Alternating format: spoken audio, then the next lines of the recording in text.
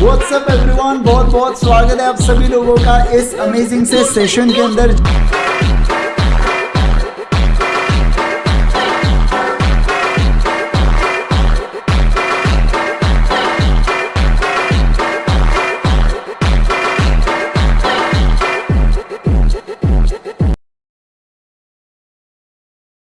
Yes, very and very good and good afternoon everyone। बहुत बहुत स्वागत है आप सभी लोगों का इस अमेजिंग से सेशन के अंदर। जल्दी से जल्दी आ जाएंगे राइट। फटाफट सारे के सारे लोग आ जाएंगे। जल्दी से मुझे ऑडियो वीडियो चेक दे दीजिए और बता दीजिए कि क्या आपको मेरा ऑडियो, क्या आपको मेरा वीडियो सब कुछ एकदम परफेक्ट है, सब कुछ एकदम बढ़िया है। जल्दी सारे के सारे लोग बता देंगे। चलो दोस्तों, अगर हम लोग बात करें आज, तो आज अपने को क्या करना है यहाँ पे, आज सर हम लोगों को यहाँ पे रिवाइज करते हुए चलना है। यूनिट नंबर 5 को रिवाइज करेंगे और साथ में यूनिट नंबर 6 को भी हम लोग रिवाइज करेंगे, ठीक है ना। हो सकता है आज कंपैरेटिवली अपने को थोड़ा सा ज्यादा समय लगे बाकी दिनों के, इससे हो सकता है 1.5 घंटे के आसपास की क्लास अपनी हो या उससे थोड़ा ज्यादा भी हो सकती है, ठीक है ना।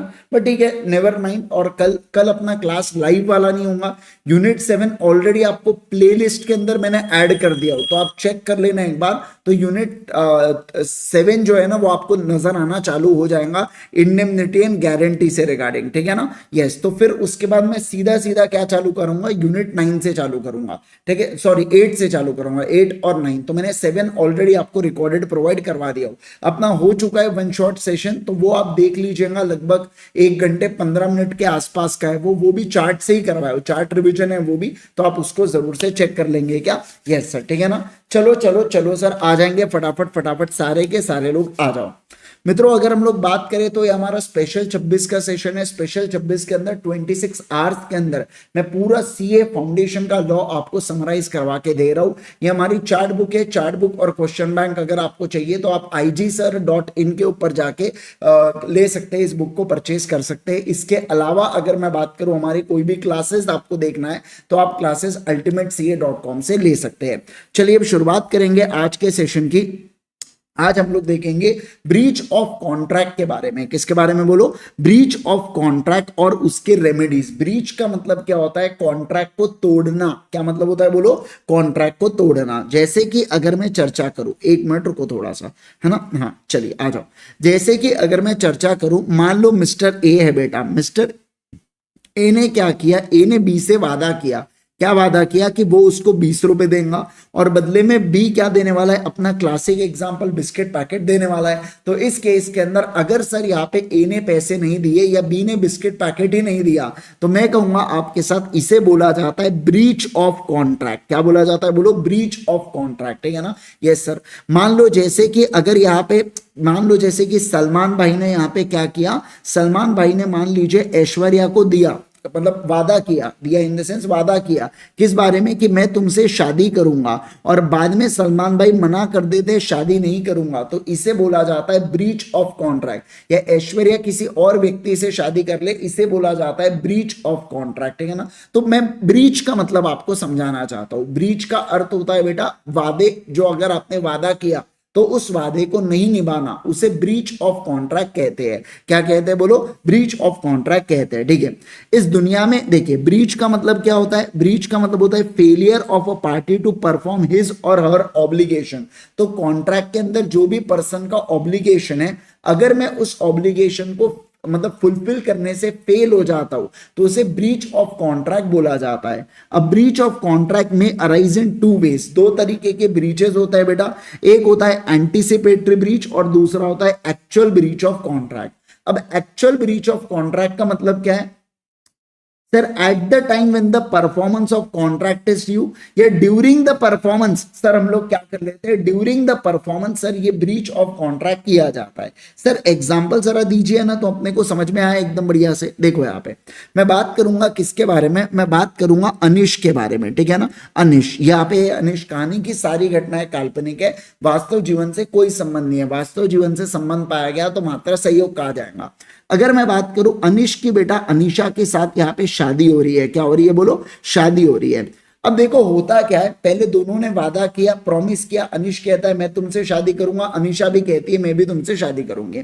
अब ऐसे केस के अंदर देखो यहाँ पे ब्रीच का मतलब क्या होगा, ब्रीच का मतलब होता है शादी नहीं करना। तो एक्चुअल ब्रीच का मतलब क्या होगा, मान लो इनकी शादी कब होने वाली है, इनकी शादी होने वाली है फॉर एग्जांपल इनकी शादी होने वाली है अप्रैल में जून, 31 जून को इनकी शादी होने वाली है, ठीक है ना सर ये तो तारीख नहीं होती, grow up wake up to reality बेटा आओ। तो अगर मैं बात करूं 31 जून को मान लो इनकी शादी होने वाली है, ये भी एक मतलब काल्पनिक घटना है बेटा, ठीक है इसलिए, ठीक है आओ 31 जून को। अब क्या होता है, अनीशा बेटा 31 जून तक इंतजार करती है और बोलती है मुझे तो आशीष पसंद है करके, इसलिए मैं किससे शादी नहीं करूंगी, अनीश से नहीं करूंगी, आशीष से करूंगी। तो ऑन द ड्यू डेट, जिस दिन परफॉर्मेंस ऑफ कॉन्ट्रैक्ट है, ऑन द ड्यू डेट आप क्या कर रहे हो, कॉन्ट्रैक्ट को मना कर रहे हो परफॉर्मेंस से, ठीक है। या ड्यूरिंग द परफॉर्मेंस भी आप मना कर सकते हो, जैसे अनीश और मान लो अनीश और अनीशा एक फेरा लिया, फिर दूसरा फेरा लिया, फिर तीसरे फेरे में गप्प से भाग गई बेटा। अब समझिए ना, याद है कि आपको वो 3 इडियट्स का सीन याद आ रहा है, वो भाग जाती है बेटा करीना, तो उस केस में अपन लोग बोलेंगे during the performance of contract आपने क्या किया, आपने ब्रीच किया। तो इसे भी क्या बोला जाता है, ब्रीच ऑफ कॉन्ट्रैक्ट बोला जाता है। और इसे क्या कहते हैं, इसे एक्चुअल ब्रीच ऑफ कॉन्ट्रैक्ट कहते हैं। क्या कहते हैं बोलो जल्दी से, इसे एक्चुअल ब्रीच ऑफ कॉन्ट्रैक्ट यहाँ पे कहते हैं, ठीक है ना। चलो सर, तो मैंने क्या बताया, एक्चुअल ब्रीच ऑफ कॉन्ट्रैक्ट का मतलब क्या होता है, देखो eight the time when performance is due, मतलब शादी के दिन सुबह मना कर रही है कि मुझे तो आशीष पसंद है। या दूसरा क्या, during the performance of contract, जिस समय फेरे हो रहे हैं बेटा उस समय वो भाग जा रही है ऐसे तीसरे फेरे में, समझ रहे आप बात को। तो मैं कहूंगा अगेन ये भी क्या होता है, ये भी एक्चुअल ब्रीच ऑफ कॉन्ट्रैक्ट बोला जाता है। क्या, हाँ सर बोला जाता है। उसके बाद देखो फिर बात करेंगे anticipatory breach of contract. Anticipatory breach of contract का मतलब क्या होता है, जिस दिन कॉन्ट्रैक्ट को परफॉर्म करना है, समझो बात को, जिस दिन कॉन्ट्रैक्ट को परफॉर्म करना है बेटा, जैसे कि 31 जून को कॉन्ट्रैक्ट को परफॉर्म करना था, अनीशा को फील हो रहा था कि अनीश तो बहुत ज्यादा सीरियस हो रहा है करके, तो चलो कैची चला देती हूं। तो यहां पे अनीशा क्या कहती है, अनीशा मान लो फॉर एग्जांपल 30 मई को, नहीं 30 मई को यहां पे कह देती है कि मुझे कौन पसंद है, मुझे आशीष पसंद है। बोलो कौन पसंद है, आशीष पसंद है। तो जिस दिन परफॉर्मेंस ड्यू है बेटा उससे पहले मना कर देना। क्या कर देना बोलो, जिस दिन परफॉर्मेंस ड्यू है उससे पहले मना कर देना कि मुझसे तो नहीं हो पाएगा, है ना, समझना बात को, I like you as a friend बोल देना। तो इस केस के अंदर हम लोग कहेंगे इसे एंटीसिपेटरी ब्रीच ऑफ कॉन्ट्रैक्ट बोला जाता है। क्या बोला जाता है बोलो, बोलिए ना, एंटीसिपेटरी ब्रीच ऑफ कॉन्ट्रैक्ट। मतलब जिस दिन कॉन्ट्रैक्ट ड्यू है उसके पहले आपने मना कर दिया परफॉर्म करने से, उसे बोला जाता है एंटीसिपेटरी ब्रीच ऑफ कॉन्ट्रैक्ट। क्या कहते हैं बोलो, एंटीसिपेटरी ब्रीच ऑफ कॉन्ट्रैक्ट, ठीक है ना। चलिए सर आ जाओ यहाँ पे ध्यान दीजिए। तो मैंने क्या कहा, अब देखो पढ़वाई देता हूं ना अब आपको, फिर इसके अंदर बहुत सारी चीजें है वो जो बताना है मेरे को। देखो where the promiser refuses to perform his promise and signify मतलब अपने अनविलिंगनेस को बताता है। कब, देखो ना, even before the time fix for performance has arrived, मतलब 31 जून को शादी होने वाली थी, 30 मई को ही मना कर रहे हैं, मतलब टाइम जो है ना उससे पहले मना कर देना,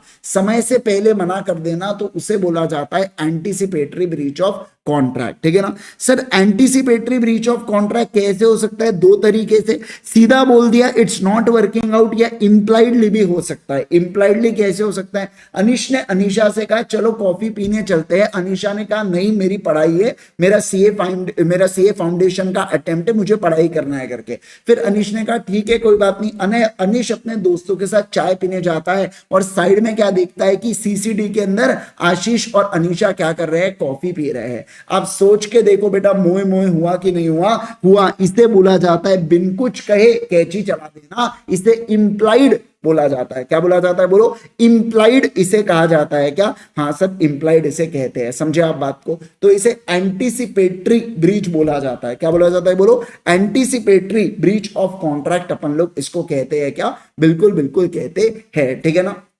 ध्यान रखना आपके मॉड्यूल के अंदर इस कंटेंट को अलता भलता कुछ तो भी पहले सिर्फ ब्रीच समझाया, फिर एंटीसिपेटरी समझाया, फिर अगले पेज में एंटीसिपेटरी और एक्चुअल दोनों समझाया। तो 2-3 पेज का समअप करके सीधा मैंने यहां पे डाल दिया, एक बार चेक कर लेना मॉड्यूल को, ठीक है ना। अब देखो इफेक्ट क्या होगा एंटीसिपेटरी ब्रीच का, ये बहुत ज्यादा इंपॉर्टेंट है ना, ये हद से ज्यादा इंपॉर्टेंट लागे, ठीक है ना, बहुत ज्यादा इंपॉर्टेंट है, इस ब्रीच का आप ध्यान रखना, ठीक है। सुनो मैं कह रहा हूं आपके साथ क्या, इफेक्ट क्या है एंटीसिपेटरी ब्रीच का, मतलब यहां पे अगर मना कर दिया जाता है कॉन्ट्रैक्ट को परफॉर्म करने से, क्या कहा मैंने बोलो 30 मई को अगर मना कर दिया जाता है कॉन्ट्रैक्ट को परफॉर्म करने से, तो इसका इफेक्ट क्या है। तो देखो पहला इफेक्ट है क्या कि यहां पे जो एग्रीव्ड पार्टी है, अपने केस में एग्रीव्ड पार्टी कौन हुआ, अनीश हुआ, तो अनीश क्या करेगा कॉन्ट्रैक्ट को कैंसल करेगा, क्या करेगा बोलो कैंसल करेगा, प्लस डैमेजेस क्लेम करेगा। क्या कहा मैंने, कैंसल करके इमीडिएटली डैमेजेस को क्लेम कर लेगा क्या, हाँ सर क्लेम करने का। सेकंड देखो क्या बोला जा रहा है, सेकंड या और क्या कर सकता है वो, इंतजार कर सकता है, क्या कर सकता है बोलो इंतजार। देखो पहला पॉइंट है कि 30 मई को अनीश बोलेगा तुमने मुझे धोखा दिया, मुझे डैमेजेस दो अनीशा करके, ऐसा बोल देगा। या वो बोलेगा नहीं नहीं मैं तो 31 जून तक इंतजार करूंगा, मेरी अनीशा जरूर आएंगी, मतलब वो वेट करेगा, इंतजार करेगा, वेट करेगा। और अगर मान लो 30 जून को 31 जून को भी नहीं हुई शादी, तो इस केस के अंदर फिर वो डैमेजेस को क्लेम करेगा, फिर क्या करेगा बोलो डैमेजेस को क्लेम करेगा। लेकिन आप समझिए बात को, लेकिन आप समझिए बेटा, यहां पे क्या होता है, यहां पे अनीशा के पास है ना, यहां पे एक मतलब अनीशा के लिए बचाव में एक चीजें आ सकती है, और वो क्या है सुपरवीनिंग इम्पॉसिबिलिटी अगर हो गया कॉन्ट्रैक्ट का, तो कल चल के वो डैमेजेस भी क्लेम नहीं कर पाएगा। मतलब क्या, जैसे मान लो 30 में से 30 जून के बीच में जो अनीशा है ना बेटा, ये क्या हो जाती है, ये है ना समझिए बात को, अनीशा जो है ना ये लोगों के ऊपर पत्थर मारना चालू कर देती है, मतलब बेसिकली इसकी पर्सनल इनकैपेसिटी आ जाती है कॉन्ट्रैक्ट करने की। तो यहां पे क्या होगा, अब ये सुपरवीनिंग इम्पॉसिबल हो गया शादी करना। तो इस केस में मैं कहूंगा आपके साथ कि यहां पे अब जो है ना अनीश बेटा ये डैमेजेस भी क्लेम नहीं कर पाएगा, क्योंकि कॉन्ट्रैक्ट सुपरवीनिंग इम्पॉसिबल हो गया है। क्या हो गया है बोलो, कॉन्ट्रैक्ट सुपरवीनिंग इम्पॉसिबल हो गया है। क्या आप समझे बात को। तो देखो मैंने क्या कहा, मैंने कहा कि इफेक्ट में क्या क्या हो सकता है। इफेक्ट में हो सकता है तुरंत आप कैंसल करके डैमेजेस क्लेम कर लो, बराबर है, या आप क्या करो, या आप वेट करो, वेट करके आप क्या क्लेम करेंगे डैमेजेस। हो सकता है सुपरवीनिंग इम्पॉसिबिलिटी हो गया तो डैमेजेस मिलेगा क्या, नहीं सर यहाँ पे डैमेजेस भी नहीं मिलने वाला है। समझ गए ना, बोलो ना मुझे जल्दी से, क्या आप इस बात को समझ गए ना। यस सर, ठीक है, आ जाएंगे सारे लोग। अब समझो, देखो to treat the contract as rescinded, rescinded का मतलब होता है cancel, and sue the other party for damages, और दूसरे पार्टी को बोलेगा डैमेजेस दो इमीडिएटली, हाँ तुरंत के तुरंत डैमेजेस चाहिए मेरे को, अभी के अभी 30 मई को। या दूसरा देखो, वो ट्रीट कर सकता है नॉट रिसाइंडेड और उसको स्टिल ऑपरेटिव मानेगा और वेट करेगा, वेट मतलब इंतजार करेगा for time of performance, and then hold other party responsible for consequences. अरे रे रे रे रे जबरदस्त। But in this case he will have to keep the contract alive for the benefit of other party as well as on his own.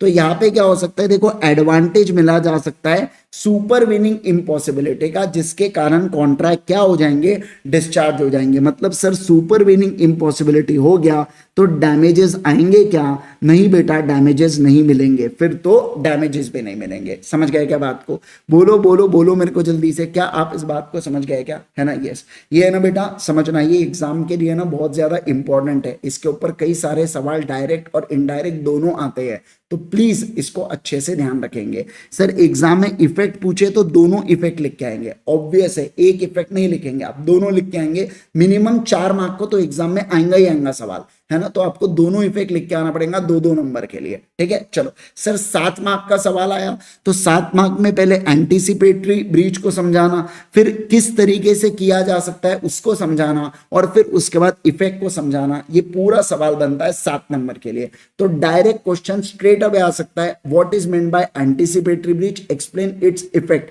तो आप ये पूरा section number 39 as it is उतार के आएंगे, बराबर है ना। चलो चलो चलो, क्या आप इस बात को समझे क्या, बोलिए फटाफट फटाफट, क्या आप इस बात को समझे क्या। यस सर, लोकेश कुछ चीज इंपॉर्टेंट नहीं है, वो अगर आपको विदाउट वो भी डाले तो भी आप कर सकते हो, बट वो अगर डालोगे तो प्रेजेंटेशन बहुत अच्छा लगता है, ठीक है ना। चलिए सर आ जाओ, यहाँ पे ध्यान दो। काइंड्स ऑफ डैमेजेस के रिगार्डिंग बात करेंगे। काइंड्स ऑफ डैमेजेस का क्या अर्थ होता है, आ जाओ फटाफट फटाफट सारे लोग समझेंगे। Super winning impossibility, smart 8 million, बेटा कल ही तो समझाया था सुपर विनिंग इम्पॉसिबिलिटी का मतलब, ऐसा मत बोलो, है ना। दुख होता है बेटा, है ना, दुख होता है, समझो कल रिवीजन कराया उसके अंदर सुपर विनिंग इम्पॉसिबिलिटी भी समझाया, फिर आप बोलते हैं क्या है सुपर विनिंग इम्पॉसिबिलिटी, कितना दुख हो रहा है मेरे को, आपको समझ भी आ रहा है क्या, अभी एकदम चुभ रहा है अभी। आओ देखो सर यहाँ पे बात करेंगे काइंड्स ऑफ डैमेजेस को लेके, किसको लेके बात करेंगे बोलो, काइंड्स ऑफ डैमेजेस को लेके। मतलब डैमेजेस के अलग अलग तरीके हैं बेटा। जैसे क्या, अगर सामने वाले पार्टी को नुकसान हुआ है तो उस नुकसान भरपाई के अलग अलग तरीके हैं। देखो मैं आपको एक बात बता देता हूं, ये जो रेमेडीज है ना, देखो रेमेडीज के अंदर आता है डैमेजेस, स्पेसिफिक परफॉर्मेंस, ये तो वन ऑफ द रेमेडीज है डैमेजेस। तो मैं अभी आपको जो पढ़ाने जा रहा हूं वो क्या पढ़ाने जा रहा हूं, काइंड्स ऑफ डैमेजेस पढ़ाने जा रहा हूं। ये एक प्रकार की रेमेडी है और डैमेजेस में अलग अलग तरीके के होते हैं, ठीक है। जैसे ऑर्डिनरी डैमेजेस होता है, जैसे अगर मैं बात करूं आप लोगों के साथ और क्या होता है बोलो जल्दी से सर। जैसे अगर मैं बात करूं तो यहाँ पे स्पेशल डैमेजेस होता है, जैसे नॉमिनल डैमेजेस होता है, प्रीफिक्स डैमेजेस होता है, विंडिक्टिव डैमेजेस होता है। इन सारे बातों को अब अपन लोग पढ़ेंगे। सबसे पहले मैं आपके साथ डिस्कस करूंगा नॉमिनल डैमेजेस। क्या करूंगा बोलो, नॉमिनल डैमेजेस। नॉमिनल डैमेजेस बड़ा ही आसान है। नॉमिनल डैमेजेस का मतलब क्या होता है समझो। जैसे देखो यार, छोटा बच्चा होता है, वो छोटे बच्चे को मान लो दरवाजे की लग जाती है, अभी ऐसे चलते पलते कभी लग गई हल्की सी, उसको लगी नहीं है बट फिर भी वो रोने वाला है बेटा, समझे आप बात को। फिर आप उसको ऐसे गोदी में लोगे, फिर आप उसको ऐसे दरवाजे को ठक करोगे, बोलेंगे देखो दरवाजा भी रो रहा। मुझे बताओ कोई सेंस है इस बात का, नहीं। लेकिन आप समझिए ये बोलने के बाद वो बच्चा रोना बंद कर देता है। बस उसी प्रकार का नॉमिनल डैमेजेस है। सामने वाले को कोई नुकसान नहीं है बेटा, तो उसको बोलेंगे फिर भी वो रो रहा है, मेरे को नुकसान हुआ, मेरे को डैमेजेस दे दो। उसको बोलेंगे एक काम कर 101 रुपया दे दे इसको, एक काम कर 51 रुपया दे दे इसको, एक काम कर 200 रुपए दे दे इसको और इसका रोना बंद कर। इसे बोला जाता है नॉमिनल डैमेजेस। क्या बोला जाता है बोलो, एकदम नॉमिनल डैमेजेस, ठीक है ना। चलिए सर ध्यान दीजिए, यहाँ पे आ जाओ, सुनो क्या। Nominal damages are awarded where plaintiff मतलब दुखी आत्मा has proved that there has been a breach of contract but he has not suffered any real damage। उसको कोई रियल डैमेज नहीं हुआ है, बस उसको रोना है। लेकिन तो देखो, it is awarded to establish a degree of a breach of contract. कभी कभार 1 रुपया और 10 पैसे भी देते हैं बेटा, समझे। लेकिन ये अब ये कंपनी अब ये बनाया हुआ 1872 के अंदर, तो इसलिए एकदम नॉमिनल सा अमाउंट इनका कहना है कि नॉमिनल सा अमाउंट आप यहाँ पे देते हो क्या, बिल्कुल बिल्कुल देते हो, ठीक है ना। चलिए सर, अगर मैं बात करूं आपके साथ तो सारे के सारे लोग आ जाओ यहाँ पे, ध्यान दीजिए। ये हुआ पहला कौन सा, ये हुआ पहला नॉमिनल डैमेजेस। आगे बढ़ू मैं, चलिए नेक्स्ट वाले प्लेस पे ध्यान दीजिएगा बेटा। अब बात करेंगे अपन ऑर्डिनरी डैमेजेस को लेके। किसको लेके बात करेंगे बोलो, ऑर्डिनरी डैमेजेस को लेके मैं चर्चा करूंगा। सर ये ऑर्डिनरी डैमेजेस का अर्थ क्या होता है, what is meant by ordinary damages, जरा समझाइए हमको।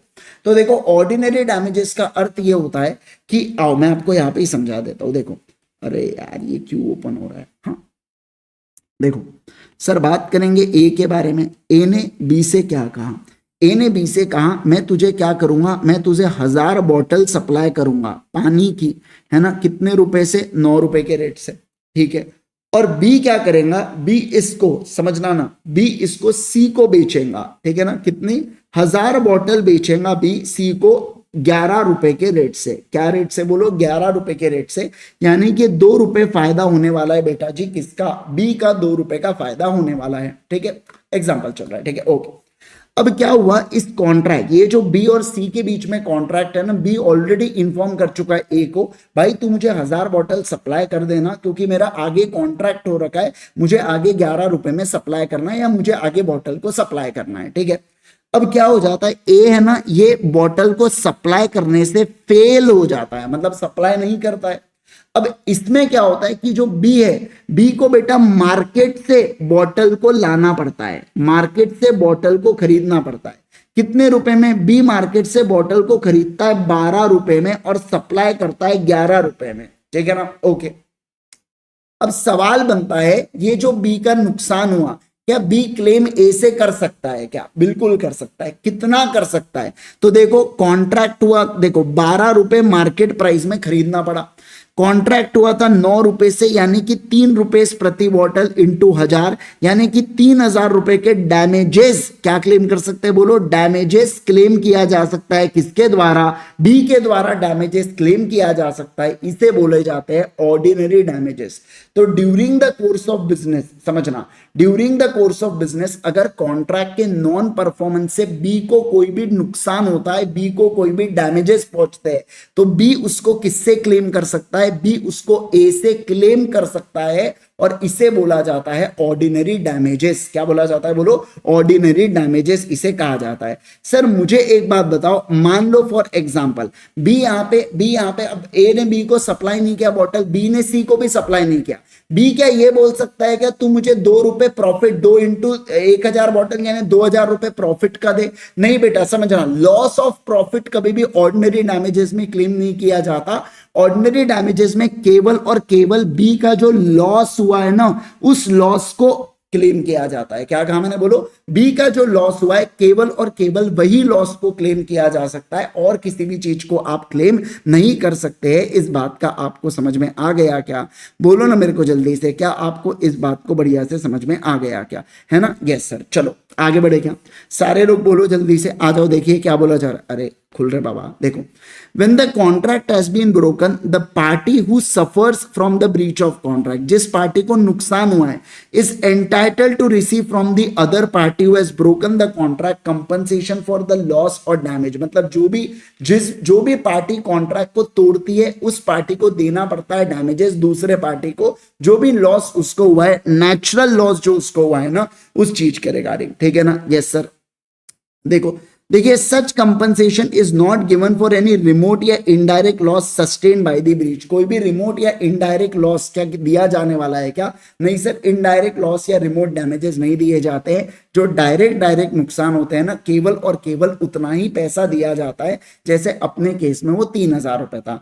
हाइडले वर्सेस बैक्सेंडेल का केस भी इसके अंदर हुआ है। ठीक है, चलो आओ अब बात करेंगे vindictive damages and exemplary damages के बारे में बात करेंगे। किसके बारे में बोलो? विंडिक्टिव डैमेजेस और एग्जेम्पलरी डैमेजेस के बारे में चर्चा करूंगा मैं आपके साथ। ठीक है, चलिए सर। देखो सर, विंडिक्टिव डैमेजेस या एग्जेम्पलरी डैमेजेस में दो प्रकार के, दो सिचुएशन में ये डैमेजेस दिए जाते हैं। पहला सिचुएशन क्या है? आपने प्रॉमिस किया था, किस बात का प्रॉमिस किया था? शादी का प्रॉमिस किया था, और आप अगर शादी करने से मुकर जाते हो तो उस समय ये विंडिक्टिव डैमेज या एग्जेम्पलरी डैमेजेस दिए जाते हैं।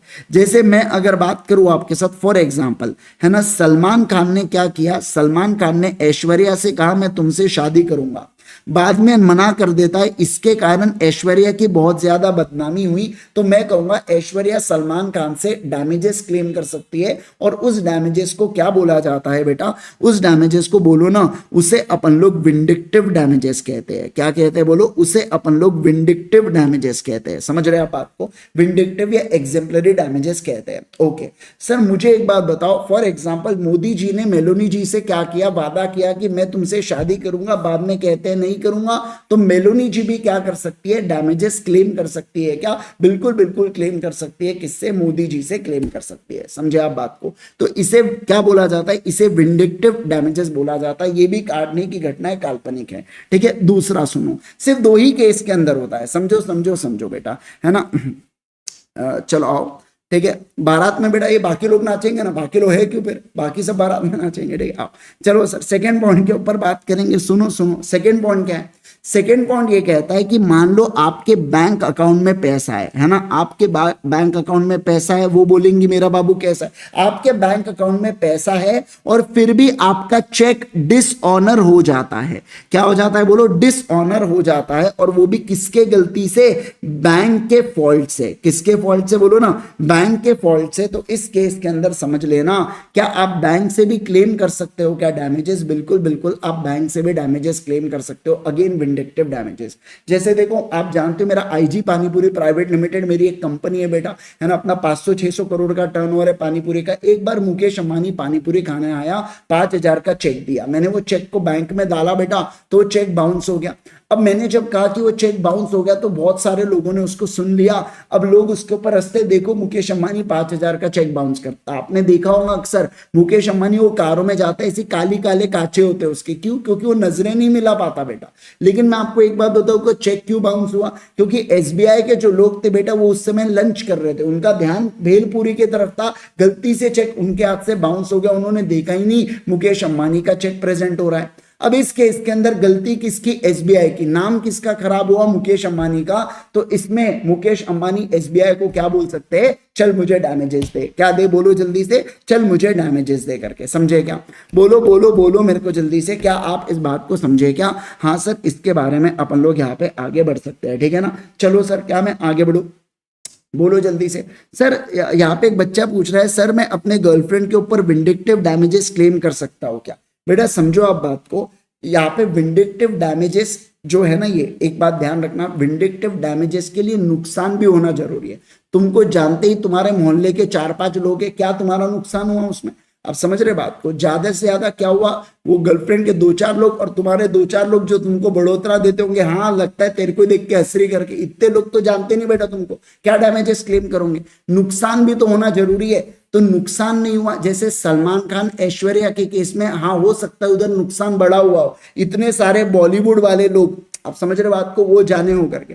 तुम्हारा हुआ ही क्या रे नुकसान? क्या हुआ होगा? 2-4 लॉलीपॉप तुमने दिए होंगे, बहुत हो गया, किटकैट दिए होंगे, क्या नुकसान है? वो भी क्लेम करोगे क्या तुम? कि उसमें भी तुमको 900 रुपए के तुमने चॉकलेट दिया तो तुमको जाना है उधर, है ना, बोले कोर्ट में पिए, कुछ भी बातें करते, आओ इधर चलो। और इधर ध्यान दो, सेकंड वाला पॉइंट देखिए क्या।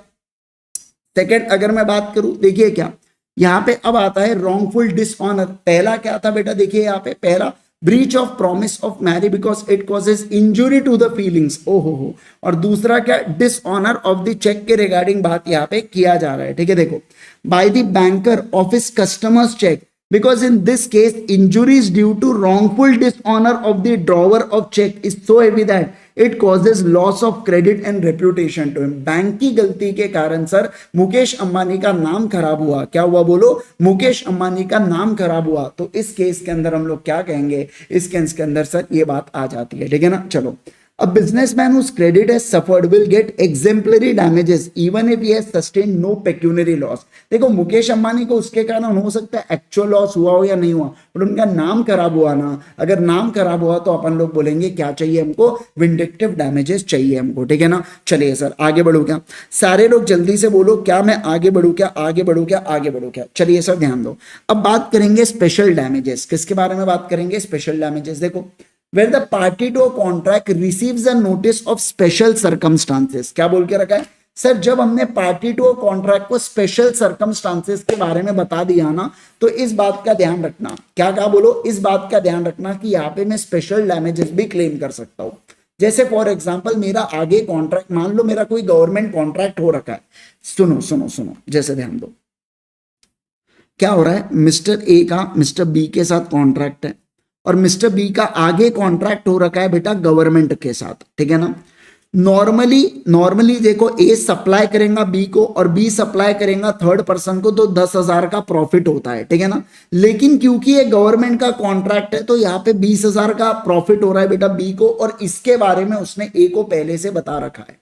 फिर भी ए अगर सप्लाई नहीं करे चीजों को और जिसके कारण बी का नुकसान हुआ और बी भी कॉन्ट्रैक्ट को आगे ना बढ़े, तो क्या ये जो प्रॉफिट का नुकसान हुआ है बी क्लेम कर सकता है क्या? तो जवाब दिया गया है हाँ। जब बी अपने स्पेशल सर्कमस्टांसेस के बारे में ए को इन्फॉर्म करता है कि देख मेरा आगे आगे ये स्पेशल सर्कमस्टांसेस हो रखा है, मुझे इतने का प्रॉफिट होने वाला है, सप्लाई करना, किसी भी प्रकार की गड़बड़ मत करना, और फिर भी ए ने बेटा सप्लाई नहीं किया गुड्स को और बी को नुकसान हो गया, तो बी क्या करेगा? डैमेजेस क्लेम कर पाएगा उस लॉस ऑफ प्रॉफिट का भी। लेकिन ध्यान रखना, वो नॉर्मल प्रॉफिट ही क्लेम कर सकता है, वो एबनॉर्मल प्रॉफिट कभी भी क्लेम नहीं कर सकता। क्या कहा मैंने? बोलो, वो एबनॉर्मल प्रॉफिट क्लेम नहीं कर सकता। मतलब गवर्नमेंट का ही कॉन्ट्रैक्ट क्यों ना हो, लेकिन जो नॉर्मल 10,000 का कॉन्ट्रैक्ट है ना, केवल और केवल उतना ही क्लेम किया जा सकता है। क्या? यस सर, उतना ही क्लेम किया जा सकता है। क्या मैं आगे बढ़ू? सारे लोग जल्दी से बोलेंगे, क्या मैं आगे बढ़ू? आगे बढ़ू? आगे बढ़ू? Yes sir. देखिए, ये हुआ स्पेशल डैमेजेस। अब बात करेंगे प्रीफिक्स डैमेजेस के बारे में। प्रीफिक्स डैमेजेस का मतलब होता है ऐसे डैमेजेस जो पहले से पार्टी क्या करती है? फिक्स करके रखती है। पहले से पार्टी डिसाइड करके रखती है कि अगर कल चल के कॉन्ट्रैक्ट फुलफिल नहीं हुआ तो जो पार्टी इसको तोड़ेंगी उसको 10,000 रुपए देना पड़ेगा। अब सवाल बनता है, अगर आपने पहले से ये 10,000 का अमाउंट फिक्स करके रख दिया है तो देखो इसमें दो चीजें हो सकती है। एक तो पार्टी को सही में 10,000 रुपए का नुकसान होने वाला है ब्रीच करने पर, या ये अमाउंट जानबूझ के आपने फिक्स किया ताकि एक पार्टी एक बार नहीं 10 बार सोचे कॉन्ट्रैक्ट को तोड़ने से पहले? ऐसे दोनों में से कोई भी चीजें हो सकती है। सर अगर मान लो कॉन्ट्रैक्ट तोड़ने से पार्टी को सही में 10,000 रुपए का घाटा हो रहा है तो इसे लिक्विडेटेड डैमेजेस बोला जाता है। लेकिन आप 10,000 का अमाउंट इसलिए फिक्स किए ताकि सामने वाला पार्टी डरे कॉन्ट्रैक्ट को तोड़ने से पहले, तो उसे अपन लोग पेनल्टी का नाम देते हैं। क्या नाम देते हैं बोलो? उसे अपन लोग पेनल्टी का नाम देते हैं। सभी लोग बोलो ना, क्या देते हैं? पेनल्टी का नाम देते हैं। क्या आप इस बात को समझे? बोलो ना, बोलो ना, बोलो ना मुझे, क्या आप इस बात को समझे? क्या है ना? Yes sir. मतलब मैंने क्या कहा यहाँ पे आप लोगों से? मैंने आपसे ये कहा, मैंने आपसे क्या कहा? मैंने आपसे ये कहा देखो सर ए और बी के बीच में है ना कोई कॉन्ट्रैक्ट हो रहा है, और ये जो कॉन्ट्रैक्ट हो रहा है ना बेटा, इन्होंने पहले से डिसाइड करके रखा है कि 10,000 रुपए का लॉस देना पड़ेगा जो भी कॉन्ट्रैक्ट को तोड़ेगा।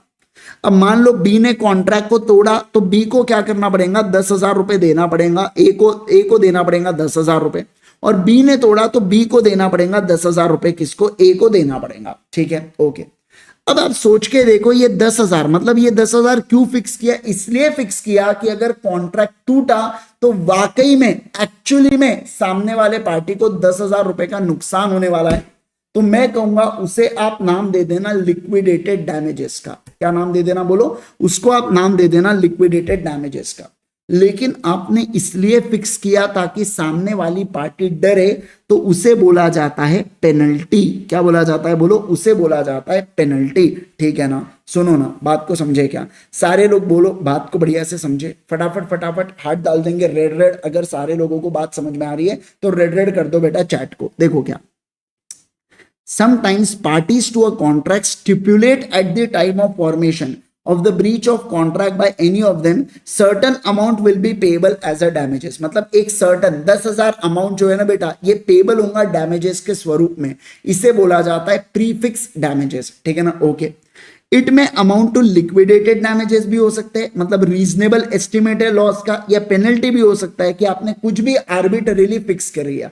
आर्बिटरी का मतलब कुछ भी ऐसे कुछ भी फिक्स कर दिया, बिना सोचे समझे फिक्स कर देना, आर्बिटरीली उसको बोला जाता है। ठीक है, अब देखो पेनल्टी एंड लिक्विडेटेड डैमेजेस। देखो देखो देखो sir, section 74 that if a sum named in the contract as the amount to be paid in case of breach, the aggrieved party is entitled to receive from the party at a fault reasonable compensation not exceeding the sum so mentioned। मतलब simple सी बात है, जो भी parties fix करती है ना उससे ऊपर कभी मिलने वाला है क्या? नहीं सर, उससे ऊपर कभी भी नहीं मिलने वाला है। इस बात का ध्यान रखना। अब इसमें देखो, इसमें दो प्रकार के लॉ है बेटा, एक है इंग्लिश लॉ और एक है इंडियन लॉ। मतलब इंग्लिश लॉ के हिसाब से कितना पैसा दिया जाना चाहिए और इंडियन लॉ के हिसाब से कितना पैसा दिया जाना चाहिए। ठीक है, सुनना अच्छे, बस बस बस सारे लोग रुक जाएंगे चैट में, फोकस करना, इंपॉर्टेंट टॉपिक। ठीक है ना? आओ बेटा देखो यहाँ पे, देखो इंग्लिश लॉ क्या कहता है। इंग्लिश लॉ यहाँ पे क्या कहता है बोलो?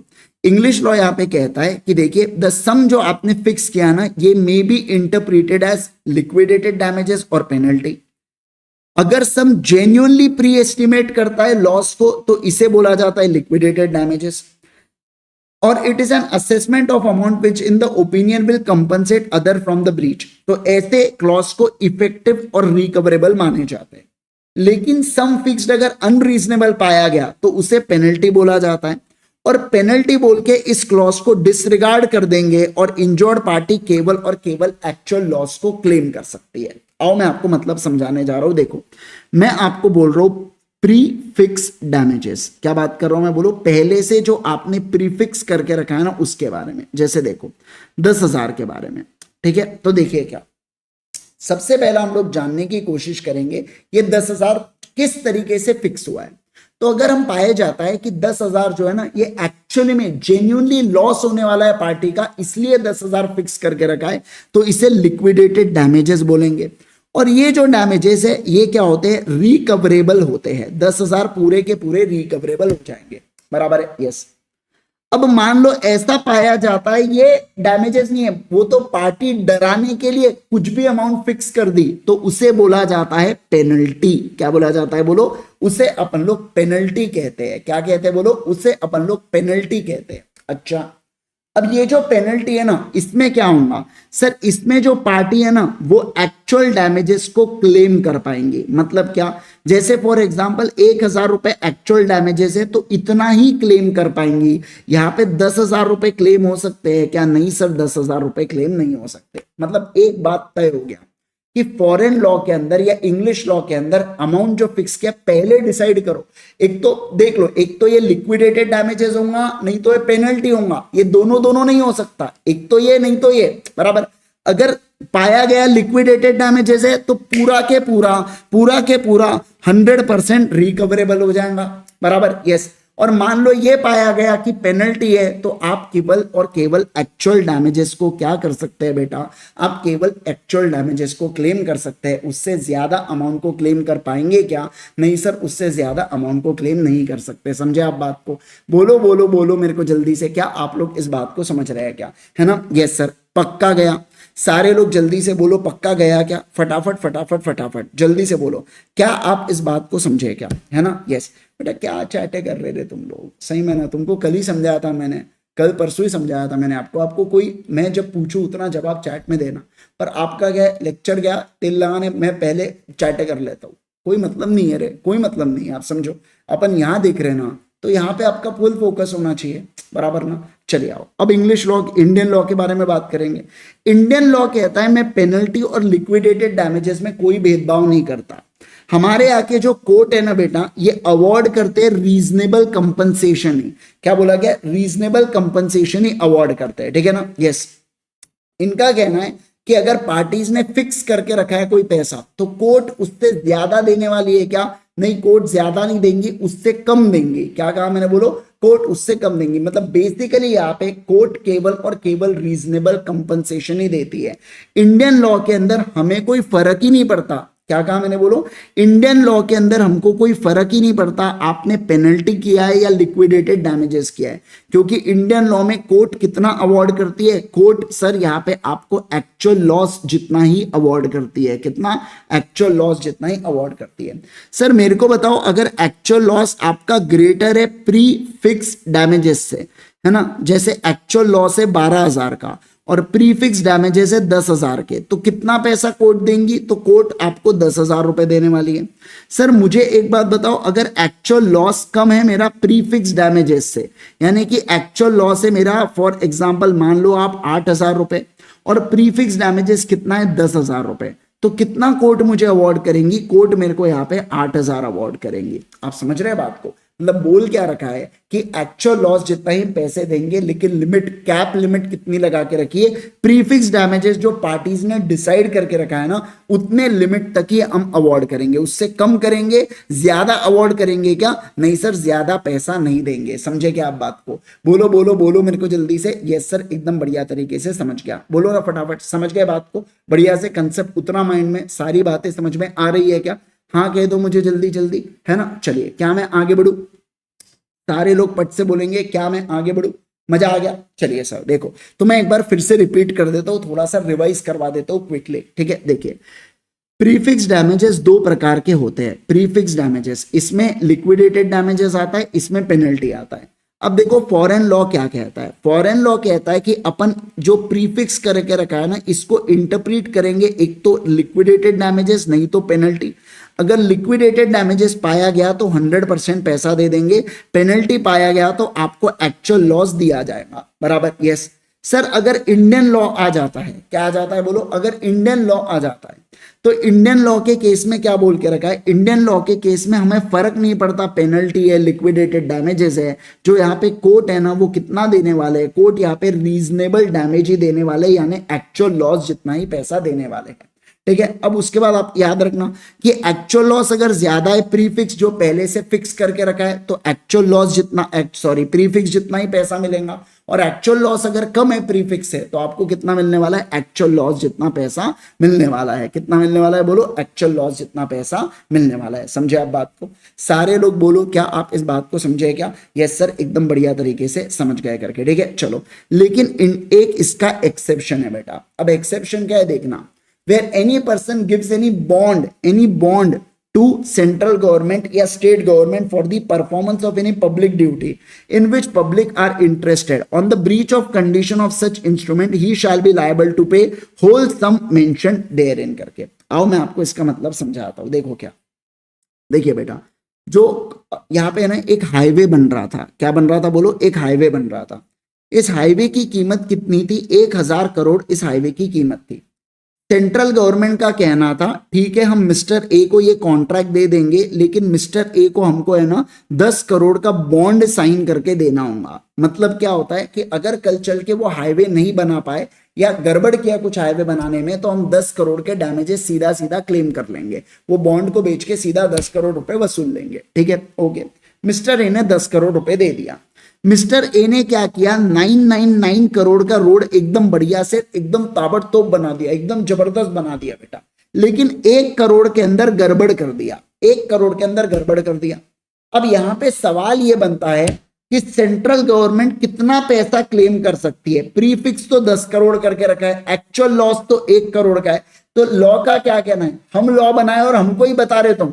तो लॉ ने बोल दिया सेंट्रल गवर्नमेंट 100% ऑफ बॉन्ड वसूल कर सकती है, भली 1 करोड़ का लॉस हुआ होगा, फर्क नहीं पड़ता, हम तो पूरा पूरा 10 करोड़ रुपए लेंगे. क्या लेंगे बोलो? हम तो पूरा पूरा 10 करोड़ रुपए क्लेम करेंगे. क्या आप इस बात को समझे? सारे लोग बोलो मेरे को जल्दी से, क्या आप लोग इस बात को समझे? ठीक है, तो पूरा के पूरा बॉन्ड का पैसा क्या करा जाएगा? वसूला जाएगा गवर्नमेंट के द्वारा. 100% पैसा वसूला जाता है गवर्नमेंट के द्वारा. इस बात को आप समझ लेना. क्या मैं आगे बढ़ू ना? Yes sir. चलिए, तो ये एक्सेप्शन था बेटा इस बात का.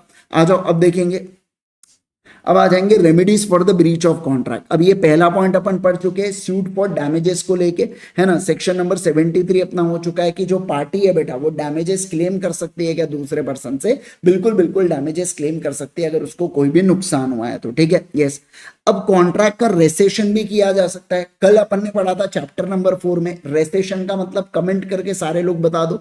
मैं जानता हूं रेसेशन का मतलब क्या होगा? Cancellation of contract. यानी कि पार्टी कॉन्ट्रैक्ट को कैंसिल करके आपसे डैमेजेस क्लेम कर सकती है क्या? बिल्कुल बिल्कुल डैमेजेस क्लेम कर सकती है. ठीक है, ओके. अब देखिए, अब यहां पे आता है suit for injunction. Suit for injunction और सूट फॉर स्पेसिफिक परफॉर्मेंस मैं आपको एक साथ समझा देता हूं. ठीक है, देखिए सुनो, अच्छे से ध्यान देना बेटा. आ जाइए यहाँ पे, मैं मेरे बारे में बात करूंगा. यहाँ पे आईजी सर, मैं कौन हूं बोलो जल्दी से? मैं हूं बेटा एक बहुत बड़ा सिंगर. तेरा सुरूर, है ना. चलिए, मैं बहुत बड़ा सिंगर हूं. अब इस केस के अंदर क्या होता है सर? यहाँ पे क्या होता है? पीपी सर की बेटा हमारे शादी थी, है ना. तो पीपी सर ने मुझसे कहा कि आईजी भाई तुम ही मेरे शादी में गाना गाओगे, है ना, गाना गाओगे. पीपी सर ने कहा ये पकड़ो 1 करोड़ का एडवांस करके, पूरा 100% एडवांस ले लो. ठीक है. अब उसी समय बेटा सलमान खान की भी शादी हो रही थी. किसकी? सलमान खान की भी शादी हो रही थी. सलमान खान ने मुझसे कहा नहीं नहीं सिंगर तो आप ही को बनना पड़ेगा. उन्होंने 10 करोड़ रुपए बोले 10 टाइम्स में दूंगा. अच्छा, सलमान को छोड़ो, अपन बोलेंगे अनंत अंबानी की प्री वेडिंग बैश हो रहा था. मेरे को तो कितने दिन तक पता ही नहीं था वो प्री वेडिंग है करके, मुझे लग रहा था शादी है करके. बताओ, पर ठीक है, करने दो, क्या जा रहा अपना. अनंत अंबानी की क्या थी बेटा? प्री वेडिंग बैश थी. ठीक है ना. तो बोला गया मुझे लाओ करके, बोला, उन्होंने बोला आपको गाना पड़ेगा सर 20 मिनट और. मैंने कहा आप बोलो 1 घंटा और गा देंगे, है ना. मुझे बोला गया था वो अब आपको बाद में दिलजीत वगैरह दिखाऊंगा, वो सब वो आजकल वो एआई वगैरह से रिप्लेस कर डालते बेटा, है ना. चलिए आइए, अब उसी दिन, ये क्या सेम डे बेटा, ये बात पीपी सर को पता चली. देखो ये पीपी सर के कान है, ये बात पीपी सर के कान पे पड़ी, है ना. पीपी सर गुस्सा हो गए, बोले ऐसे कैसे कर सकते हैं, दिल से रे दिल से रे दिल से रे. चले कोर्ट ऑफ लॉ में. कोर्ट ऑफ लॉ में पीपी सर गए. पीपी सर ने बोला आईजी सर को रोको अनंत अंबानी के शादी में परफॉर्म करने से, क्योंकि उन्होंने मेरे साथ कॉन्ट्रैक्ट करके रखा है. मैंने कहा पीपी सर मैं वहां गाना गा लूंगा, आप क्या पे जूम पे चला देना. पीपी सर बोल रहे क्या बातें कर रहे हो, ऐसा थोड़ी होता है. तो पीपी सर किसके पास गए बेटा? कोर्ट के पास गए कि इन्हें रोको अनंत अंबानी के पास जाने से. तो कोर्ट मुझे क्या करता है? कोर्ट मुझे जब रोकता है इसे बोला जाता है इंजंक्शन. इंजेक्शन नहीं बेटा, इंजंक्शन बोला जाता है. क्या बोला जाता है बोलो? इंजंक्शन बोला जाता है. ठीक है, ओके. और सुनो, ये हुआ इंजंक्शन. और जब कोर्ट ये बोले देखो सिर्फ रोक के कुछ होगा क्या? नहीं. कोर्ट बोलेगा कि अब आप क्या करो, पीपी सर के यहाँ पे परफॉर्म करो। क्या करो बोलो, परफॉर्म करो पीपी सर के शादी में जाके। उसे बोला जाता है क्या, उसे बोला जाता है स्पेसिफिक परफॉर्मेंस। क्या बोला जाता है बोलो, स्पेसिफिक परफॉर्मेंस। क्या आप बात को समझे? सारे लोग जल्दी से बोलेंगे मुझे, क्या आप बात को समझे? तो जब कोर्ट मुझे कोई एक्टिविटी करने से रोकता है उसे इंजंक्शन बोलेंगे, और समझना, और जब कोर्ट स्पेसिफिकली बोले कि आपने यही करना चाहिए तो उसे बोला जाता है क्या, उसे बोला जाता है सर स्पेसिफिक परफॉर्मेंस। आ जाओ देखो, इंजंक्शन पढ़ा देता हूं आपको। देखिए, where party to a contract negating the terms, avoid कर रहा हूं मैं टर्म्स को, तो कोर्ट इशू कर सकता है इंजंक्शन ऑर्डर, यानी कि रिस्ट्रेन। रिस्ट्रेन का मतलब होता है रोकना, उसको रोक सकता है कोई चीज को परफॉर्म करने से। ठीक है, सेकंड पॉइंट देखो, स्पेसिफिक परफॉर्मेंस क्या, जहां पे डैमेजेस एडिक्वेट रेमेडी नहीं होती है। बेटा शादी तो एक बार होती है तो गाना पड़ेगा आईजी सर को, ऐसा पीपी सर ने कहा। तो कोर्ट यहाँ पे अपने डिस्क्रिप्शन के ऊपर स्पेसिफिक परफॉर्मेंस करने के लिए मुझे बोल सकती है क्या, बिल्कुल बिल्कुल बोल सकती है। इसे क्या बोला जाता है, इसे स्पेसिफिक परफॉर्मेंस बोला जाता है। क्या आप इस बात को समझे क्या? इसलिए मैं उधर नहीं जा पाया था, इसलिए मैंने कहा दिलजीत एक काम कर, तू चले जा, बोला अभी टाइम नहीं है मेरे पास, तू चले जा करके। ठीक है, आ जाइए। अच्छा काम किया, अच्छा काम किया उसने, सीख के गया तो दो चार गाने मेरे से, ठीक है। चलो अब बात करेंगे किसके बारे में, क्वांटम मेरिट के बारे में बात करेंगे। किसके बारे में, सारे लोग बोलो, क्वांटम मेरिट के बारे में सर हम लोग यहाँ पे चर्चा करेंगे। IG sir is greater than चाहत फतेह पाकिस्तान वाला, ओए होए आए हाय, ओए होए आए, है ना, हाँ बदोबदी, है ना। चलिए आओ आगे बढ़ेंगे, क्या बस रुकेंगे बेटा यहाँ पे? आप मानते ही नहीं, आपकी रील ही खत्म नहीं हो रही है बेटा, क्या बोलना आप, है ना। आओ चलो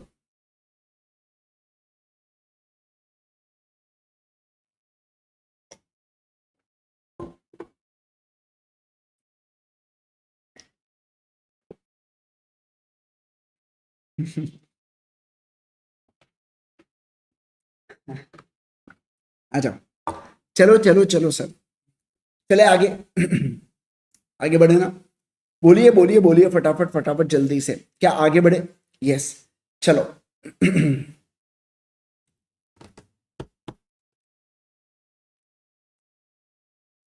चलो चलो मित्रों सुनो ना, आप लेक्चर को लाइक नहीं कर रहे हैं, मुझे बुरा लग रहा है बेटा, है ना, मुझे ऐसा चुभ रहा है, सॉरी इधर हट, मुझे चुभ रहा है ऐसा, ऐसा मत करो यार, अच्छे से लाइक करो यार, पसंद आ रहा है है ना। चलो मैं ऐसा भी नहीं बोल रहा हूँ, नहीं नहीं लाइक करना ही पड़ेगा गाइस, आपके लिए बहुत मेहनत करता हूँ, वीडियो मेहनत से बनाता हूँ, मैं ऐसे कुछ बोल नहीं रहा। फिर आपको पसंद आ रहा है, मजे ले रहे, पर आप बोल रहे लाइक नहीं करता, ये क्या बात होगी? दिल से बुरा लगता है, ऐसा दिल से बुरा लगता है ना। लाइक ठोक के मारो, आप तोड़ दो लाइक की बटन को। चले आइए, चलो आओ ध्यान दो, क्वांटम मेरिट में आपको पढ़ाने जा रहा हूं, अभी फोकस करो क्वांटम मेरिट के ऊपर, है ना। आ जाएंगे सारे के सारे लोग, अच्छे से ध्यान दीजिएगा, सुनो ना सुनो ना। सर हम नहीं बोलते नहीं बोलते बोल के बोल तो दिया सर, अब क्या मतलब, हाँ ये क्या। चलो आओ सुनो सुनो, मैं आगे मैं आगे बात कर रहा हूं आपके साथ क्वांटम मेरिट के बारे में, ये इंपॉर्टेंट है थोड़ा सा, ठीक है ना। चलिए सर, फिर उसके, अरे चैप्टर खत्म हो रहा अपना।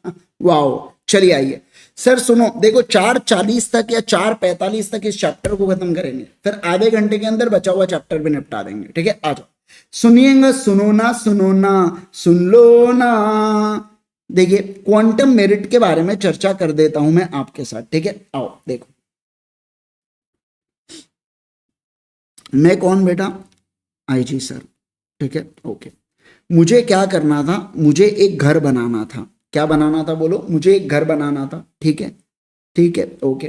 कहानी की घटना है, काल्पनिक है, वास्तव जीवन से कोई संबंध, ठीक है। ये ग्राउंड फ्लोर हो गया बेटा, ये फर्स्ट फ्लोर हो गया, ये सेकंड फ्लोर हो गया। आप कुछ और समझ लो, उससे पहले फ्लोर लिख देता हूं, ठीक है। Ground floor, first floor, second floor, 2 floor का मैं घर बनाना चाहता था, ठीक है। आओ चलिए आओ, अब ऐसे केस में मैं अपने दोस्त चैतन्य से क्या कहता हूं, मैं अपने दोस्त चैतन्य से कहता हूं, भाई चैतन्य तुम कॉन्ट्रैक्टर हो ना, तुम क्या कर दो, तुम मेरा घर बना दो करके, क्या बना दो, मेरा तुम घर बना दो, ठीक है। चैतन्य ने कहा ठीक है यार मैं बना दूंगा, कोई टेंशन मत ले, मैं ही मटेरियल लाऊंगा, मैं सब कुछ कर कुरा के बना दूंगा, तू लोड मत ले, तू टेंशन फ्री रहे, बिल्कुल आराम से, कोई प्रॉब्लम की बात ही नहीं है इसके अंदर, जो भी खर्चा लगेगा मैं बता दूंगा, तो पैसे दे देना। मैंने कहा सवाल ही नहीं बनता। पर आज हमने कोई भी बेटा पैसा अभी से डिसाइड नहीं किया है, क्या कहा मैंने बोलो, आज हमने कभी भी मैंने एक भी रुपया अभी तक डिसाइड नहीं किया, ठीक है ओके। अब ये जो चैतन्य है ना बेटा, ये आता है अपने लेबर को लेके, ये ग्राउंड फ्लोर को रेडी करता है और ये फर्स्ट फ्लोर को भी यहाँ पे रेडी करता है। क्या करता है? ग्राउंड फ्लोर और फर्स्ट फ्लोर को रेडी करता है, ठीक है ना? ओके।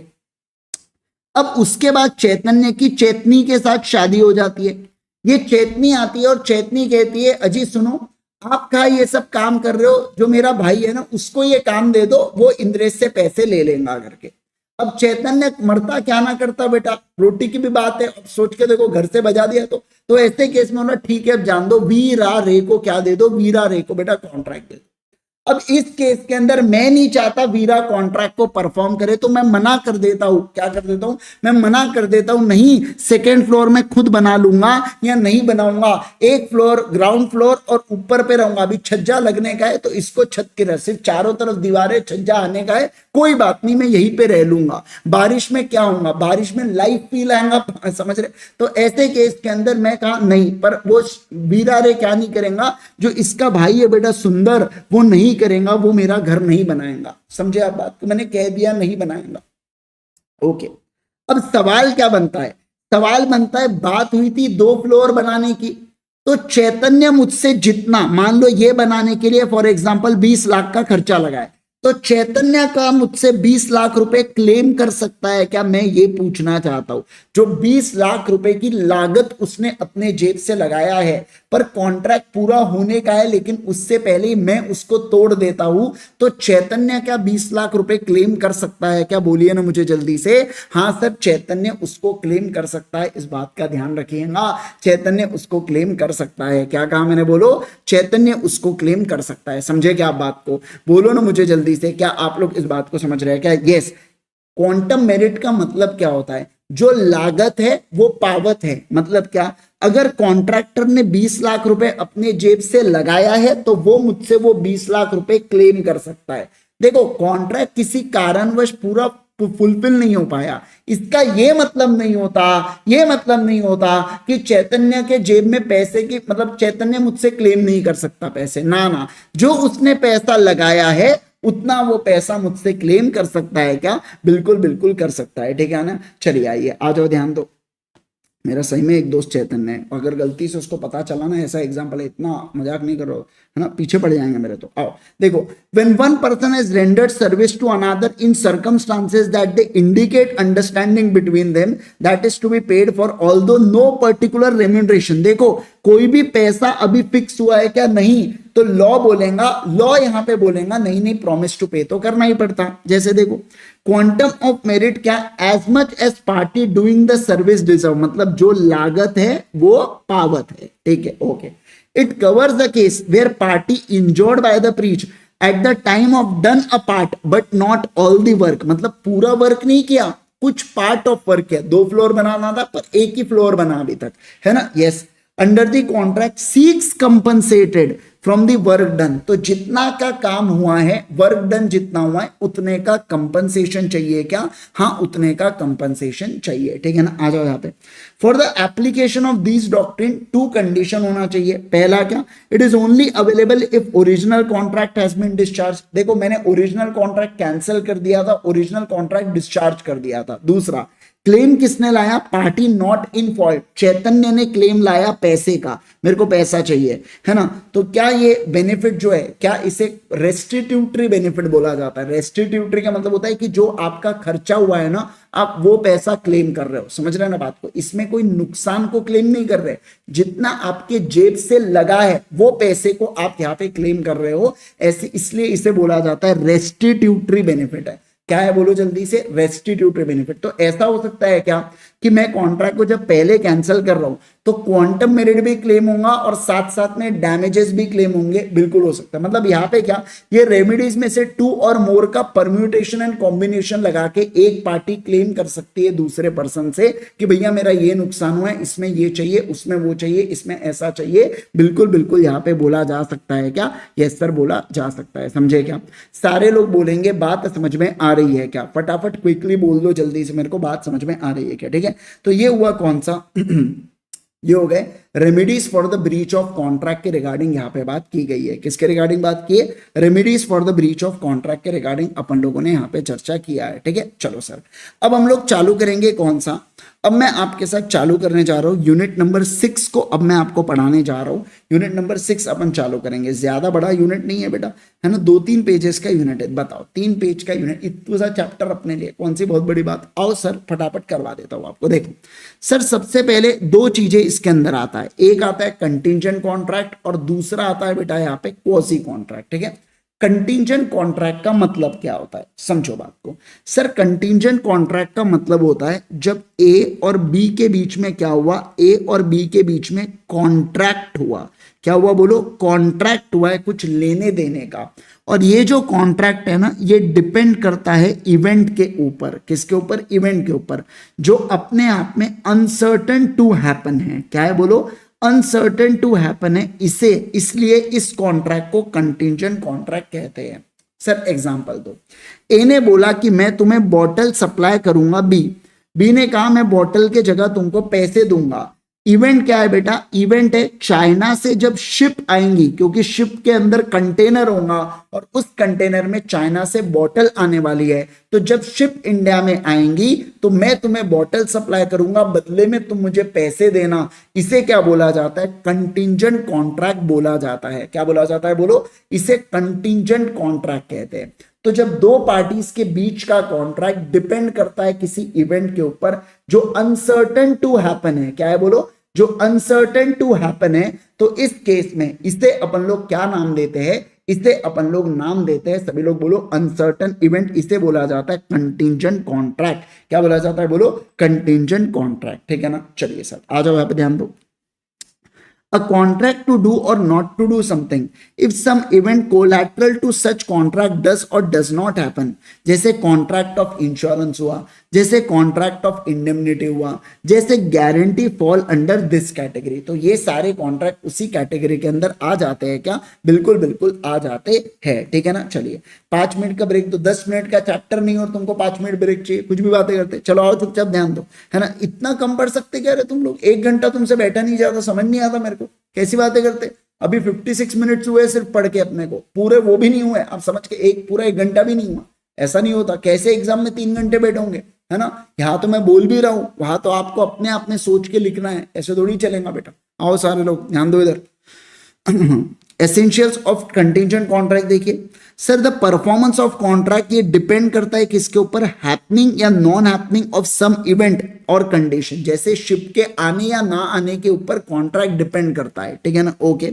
अब देखो इवेंट जो होता है ये कोलैटरल इवेंट होता है, मतलब ये पार्ट ऑफ अ कॉन्ट्रैक्ट नहीं होता, ये अलग से अलग होता है, टोटली डिफरेंट होता है। ठीक है ना, जैसे शिप आना एक अलग इवेंट है और मेरा बॉटल सप्लाई करना ये एक अलग इवेंट है। ओके सर, तीसरा देखो, the contingent event should not be mere will of a promiser, the event to be contingent in addition to will of promiser। मतलब promiser ये नहीं बोल सकता अगर मेरी इच्छा हुई तो मैं बॉटल सप्लाई करूंगा, नहीं तो नहीं करूंगा। तो इच्छा होंगी या नहीं होंगी बोले अनसर्टन है तो कंटिंजेंट बोलो, ऐसा नहीं होता। Mayor will of a promisor नहीं होना चाहिए कंटिंजेंट कॉन्ट्रैक्ट। ठीक है ना, ओके सर। नेक्स्ट देखो और क्या, नेक्स्ट क्या बोला गया सर? इवेंट हमेशा अनसर्टन होना चाहिए, मतलब अगर सर्टन इवेंट के ऊपर अगर आपने कॉन्ट्रैक्ट किया तो ये कैसा, फिर कैसे कंटिंजेंट होगा, फिर कंटिंजेंट नहीं होगा, फिर तो पक्की बात है ना कॉन्ट्रैक्ट होगा। जैसे देखो यहाँ पे ना रिस्क बना रहता है, अगर शिप आई तो कॉन्ट्रैक्ट होगा, शिप आई तो कॉन्ट्रैक्ट होगा। मान लो शिप टाइटैनिक हो गई बेटा, शिप डूब गई, तो इस केस के अंदर कॉन्ट्रैक्ट होने वाला है क्या? नहीं होने वाला है। लेकिन मान लो ऐसा मैं कॉन्ट्रैक्ट बनाता कि अगर कल सुबह सूरज उगा तो मैं तुम्हें बॉटल सप्लाई करूंगा। अरे भैया सूरज तो उगने ही वाला है, ये तो यूनिवर्सल ट्रुथ है, ये तो होने ही वाली है चीजें। तो जो चीज सर्टेन टू हैपन है वहां पे कंटिंजेंट कॉन्ट्रैक्ट होने वाला है क्या? नहीं सर, कंटिंजेंट कॉन्ट्रैक्ट यहाँ पे नहीं होने वाला है। क्या आप बात को समझ गए? सारे लोग फटाफट बोलेंगे क्या बात को समझ गए क्या? Yes sir. अब आ जाओ, दोनों के बीच का मैं आपको डिफरेंस समझा देता हूं। देखो कंटिंजेंट कॉन्ट्रैक्ट में आपको एक्चुअल कॉन्ट्रैक्ट के मजे लेना है बेटा, लेकिन वेजरिंग के अंदर आपका पैसा लेना देने का सट्टेबाजी आप लोग वेजरिंग में करते हो, यहाँ पे एक्चुअल में कॉन्ट्रैक्ट बनता है। सर मुझे बताओ कहाँ पे रेसिप्रोकल प्रॉमिस नहीं होता? कंटिंजेंट में रेसिप्रोकल प्रॉमिस नहीं होता, प्रॉमिस के बदले प्रॉमिस। वेजरिंग में होता है क्या, हाँ सर वहां पे प्रॉमिस के बदले प्रॉमिस ही होता है कि तुम पैसे देना नहीं तो मैं पैसे दूंगा। फिर उसके बाद देखो uncertain event, sir contingent contract में इवेंट जो है ये कोलैटरल होता है और यहाँ पे तो कोर फैक्टर होता है, मतलब वो जो मैच है वो कोर फैक्टर है पैसा लेने या देने के लिए। नेचर ऑफ कॉन्ट्रैक्ट, मुझे एक बात बताइए, कंटिंजेंट कॉन्ट्रैक्ट वेजरिंग नेचर का होता है क्या, नहीं, लेकिन वेजरिंग कॉन्ट्रैक्ट पक्की बात है कंटिंजेंट नेचर का होगा क्या, हाँ, क्योंकि कंटिंजेंट कॉन्ट्रैक्ट वैलिड होता है, वेजरिंग कॉन्ट्रैक्ट वॉइड होता है, ठीक है, okay. Interest of contracting parties, मुझे एक बात बताओ, मैं इंश्योरेंस निकालता हूं, जैसे फॉर एग्जांपल मैं अपने कार के ऊपर इंश्योरेंस निकालता हूं या मैं ये फोन के ऊपर इंश्योरेंस निकालता हूं, इसका मतलब क्या हुआ, इसका मतलब ये हुआ बेटा कि मेरा इस फोन के अंदर इंटरेस्ट है, मतलब इस फोन को कुछ हुआ तो मुझे दगदग होगा, इसे इंटरेस्ट बोला जाता है, इसलिए ये फोन के अंदर इंटरेस्ट है, इसलिए मैं मतलब पार्टीज का इंटरेस्ट होता है कंटिंजेंट कॉन्ट्रैक्ट के अंदर, बराबर ना। लेकिन वहां पे आपका क्या मैच को कोई इंटरेस्ट है क्या, आपका कोई इंटरेस्ट नहीं है। इंडिया जीते हारे या सीएस के जीते हारे आप जो भी केस पे कर रहे हो ना, वहां पे आपका कोई इंटरेस्ट नहीं, आप ओनर थोड़ी हो या आपको चाहिए थोड़ी हो जिससे आपका कुछ बहुत भारी नुकसान होने वाला है। तो इस केस के अंदर यहाँ पे इंटरेस्ट ऑफ पार्टीज नहीं होता है। Mutuality of lose and gain, मुझे बताइए कंटिंजेंट क्या mutuality of lose and gain होता है क्या, नहीं सर, वहां पे ये वेजरिंग में होता है, मुझे नुकसान तो आपको फायदा, आपको नुकसान तो मुझे फायदा, इसे mutuality of gain and loss बोला जाता है। यानी कि आपको नुकसान हुआ तो पक्की बात है मुझे फायदा, और मुझे नुकसान हो तो पक्की बात है आपको फायदा, इसे mutuality of gain and loss कहा जाता है। सर इफेक्ट ऑफ कॉन्ट्रैक्ट क्या है, कंटिंजेंट कॉन्ट्रैक्ट वैलिड होता है और वेजरिंग कॉन्ट्रैक्ट वॉइड होता है, ठीक है ना। तो यहाँ पे ऐसा डिफरेंस है, आप एग्जाम में डिफरेंस को टेबल फॉर्म में आसानी से बना देना।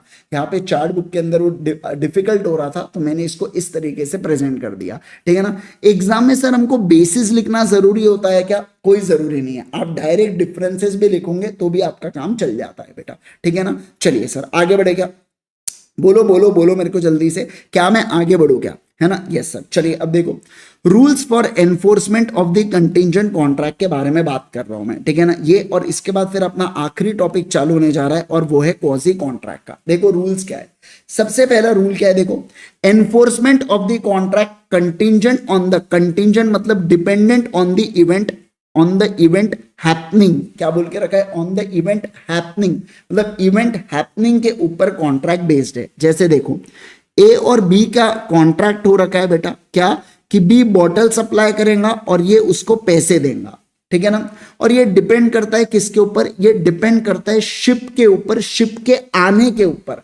देखो तो मैं कहूंगा contract is contingent upon happening of event, मतलब शिप का आना ये हैपनिंग ऑफ इवेंट हुआ और उसके ऊपर कॉन्ट्रैक्ट डिपेंड है, तो कंटिंजेंट ऑन इवेंट हैपनिंग। मतलब सोच के देखो सर अगर हो जाएगा, लेकिन सर शिप मान लो डूब गई, शिप यहाँ पे टाइटैनिक हो गई, डूब गई, तो इस केस के अंदर कॉन्ट्रैक्ट क्या होने वाला है, वॉइड हो जाएगा। क्या हो जाएगा बोलो, वॉइड, क्योंकि शिप डूब गई तो अब शिप आएंगी नहीं, और अगर शिप ही नहीं आएंगी तो कॉन्ट्रैक्ट होगा क्या, नहीं होगा, मतलब कॉन्ट्रैक्ट क्या हो चुका है, कॉन्ट्रैक्ट वॉइड हो चुका है। बोलो क्या हो चुका है, कॉन्ट्रैक्ट वॉइड हो चुका है। समझे आप बात को, सारे लोग जल्दी से बोलो बात को समझ गए। तो देखो क्या बोला पहला वाला point, sir enforcement upon contingent on the event happening. तो देखो where the contract identifies happening of the event, तो contract can not be enforce until and unless event happens. तो जब तक शिप नहीं आती तब तक बॉटल नहीं दूंगा मैं, हाँ शिप आ गई फिर मेरे को बॉटल देना ही देना है।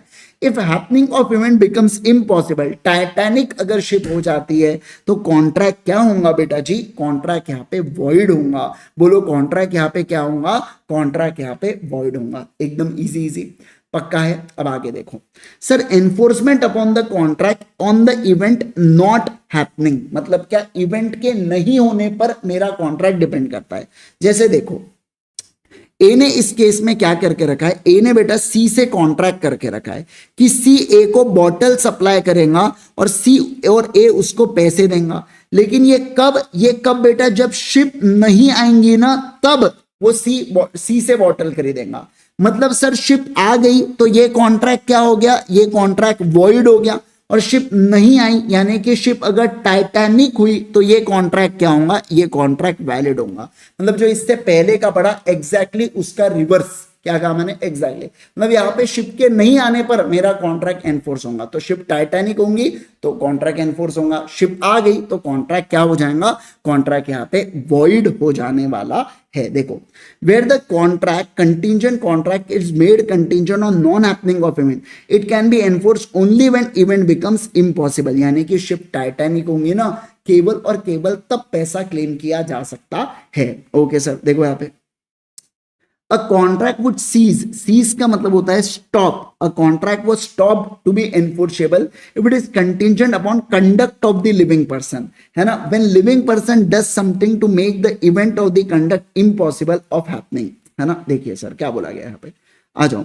मैं अगर बात करूं आपके साथ, सुनो ना, अच्छे से ध्यान देना मैं जो कह रहा हूं आपके साथ, ठीक है ना। आओ आओ आओ सुनिए, मैं यहाँ पे कह रहा हूं कि सलमान खान क्या हुआ, सुनो,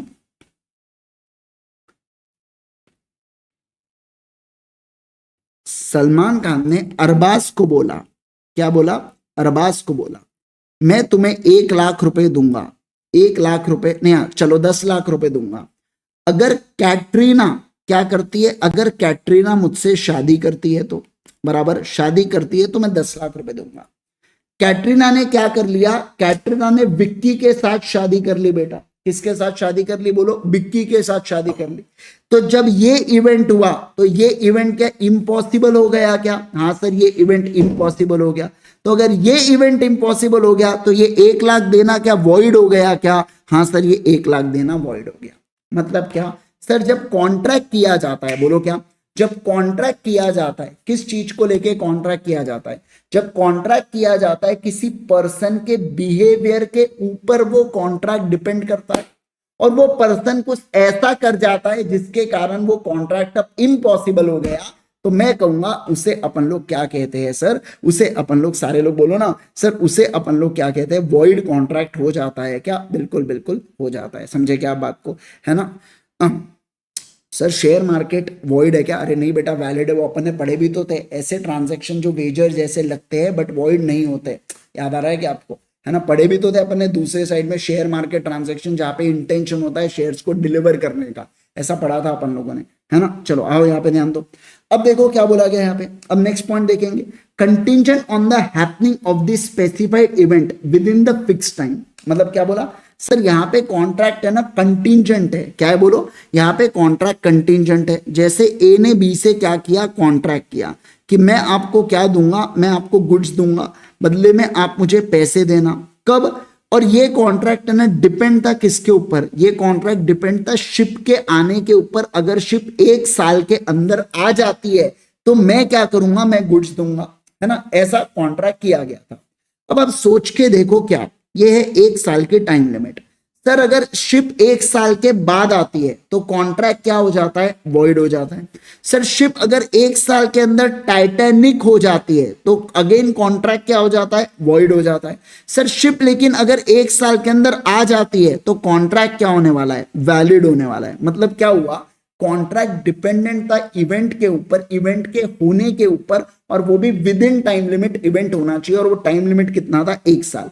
जो पहला पॉइंट पढ़ा था भाई, यार 1 साल वाली लिमिट नहीं थी, ये वाले पॉइंट के अंदर 1 साल की लिमिट है। अब समझे, 1 साल की लिमिट है, बराबर है ना। Yes sir. मैं अगर बात करूं आपके साथ, सुनो ना सुनो ना सुनो ना सुनो ना, बेसिकली मैं ये कहना चाहता हूं, मैं क्या कहना चाहता हूं बोलो, मैं ये कहना चाहता हूं आपके साथ, यहां पे सर कंटिंजेंट कॉन्ट्रैक्ट के लिए लिमिट लगाई गई है टाइम वाली।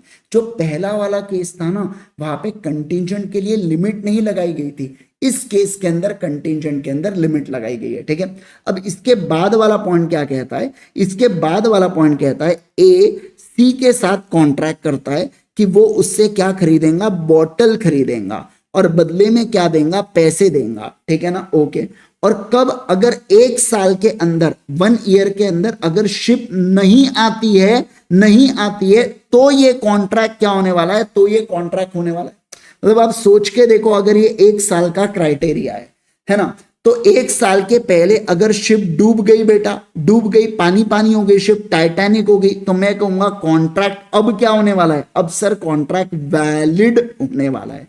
सर अगर शिप 1 साल के बाद शिप आती है यहां पे, तो मैं कहूंगा यहां पे भी कॉन्ट्रैक्ट ए और सी के बीच का वैलिड होने वाला है। लेकिन सर अगर 1 साल के अंदर शिप आ जाती है, इस केस में 1 साल के अंदर शिप आ जाती है तो कॉन्ट्रैक्ट क्या होगा, वॉइड होगा। बोलो क्या होगा, वॉइड होगा। समझे क्या? तो यहाँ पे not happening of the event with in specified time, जो अपन ने सेकेंड पॉइंट पढ़ा था उसमें टाइम एलिमेंट यहाँ पे डाला, बराबर ना। सारे लोग बोलो बात समझ में आई क्या? बोलो बोलो बोलो मेरे। अरे गुड्स के पेरिशेबल होने से क्या लेना देना अपने को? अपन ने यहाँ पे क्या करके रखा है, कॉन्ट्रैक्ट टाइम लिमिट के ऊपर। मैंने आपको बोला मैं गुड्स दूंगा बदले में पैसे देना, मेरे को कोई लेना देना नहीं गुड्स के अंदर क्या है करके, है ना। तो अपन और ऑब्वियस सी बात है उस हिसाब से फिर डील होगा ना बेटा वो, है ना। चलो, क्या आप इस बात को समझे? सारे लोग जल्दी से बताइए मेरे को, क्या आप लोग इस बात को समझ रहे हैं क्या, है ना। यस सर, चलिए सब ध्यान दो नेक्स्ट वाले पॉइंट पे आओ। आखिरी पॉइंट देखो, कंटिंजेंट। सर अगर कोई कॉन्ट्रैक्ट कंटिंजेंट होता है अपॉन इम्पॉसिबल इवेंट, मतलब डिपेंड होता है किसी इम्पॉसिबल इवेंट के ऊपर, तो ये कॉन्ट्रैक्ट अपने आप में वॉइड रहने वाला है क्या? बिल्कुल बिल्कुल रहने वाला है। सर अब बात करेंगे किसके ऊपर? अब बात करेंगे क्वाजी कॉन्ट्रैक्ट के ऊपर। 1 मिनट थोड़ा सा रुक जाइए, 1 मिनट रुक जाइए, 1 मिनट का ब्रेक ले लो आप। अभी 4:57 हुआ है, 4:59 तक ब्रेक ले लो, ठीक है ना। 1-1.5 मिनट रुक जाओ, फिर उसके बाद फिर से कंटिन्यू करते हैं।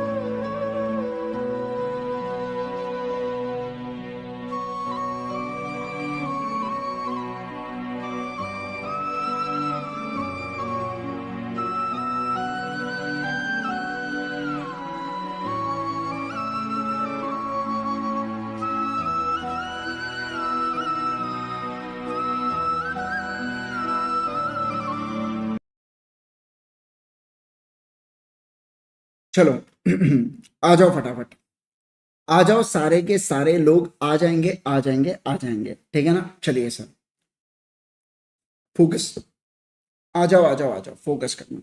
देखो क्या अभी हम लोग क्या देखने वाले हैं सर, अभी हम लोग यहाँ पे, है ना, आओ सर अभी हम लोग यहाँ पे क्वाजी कॉन्ट्रैक्ट को पढ़ने वाले, बस इतना सा बचा हुआ है बेटा, फिर अपना खत्म हो जाता है। ये आखिरी पेज है अपना, फिर यूनिट नंबर 7 ऑलरेडी कवर्ड है।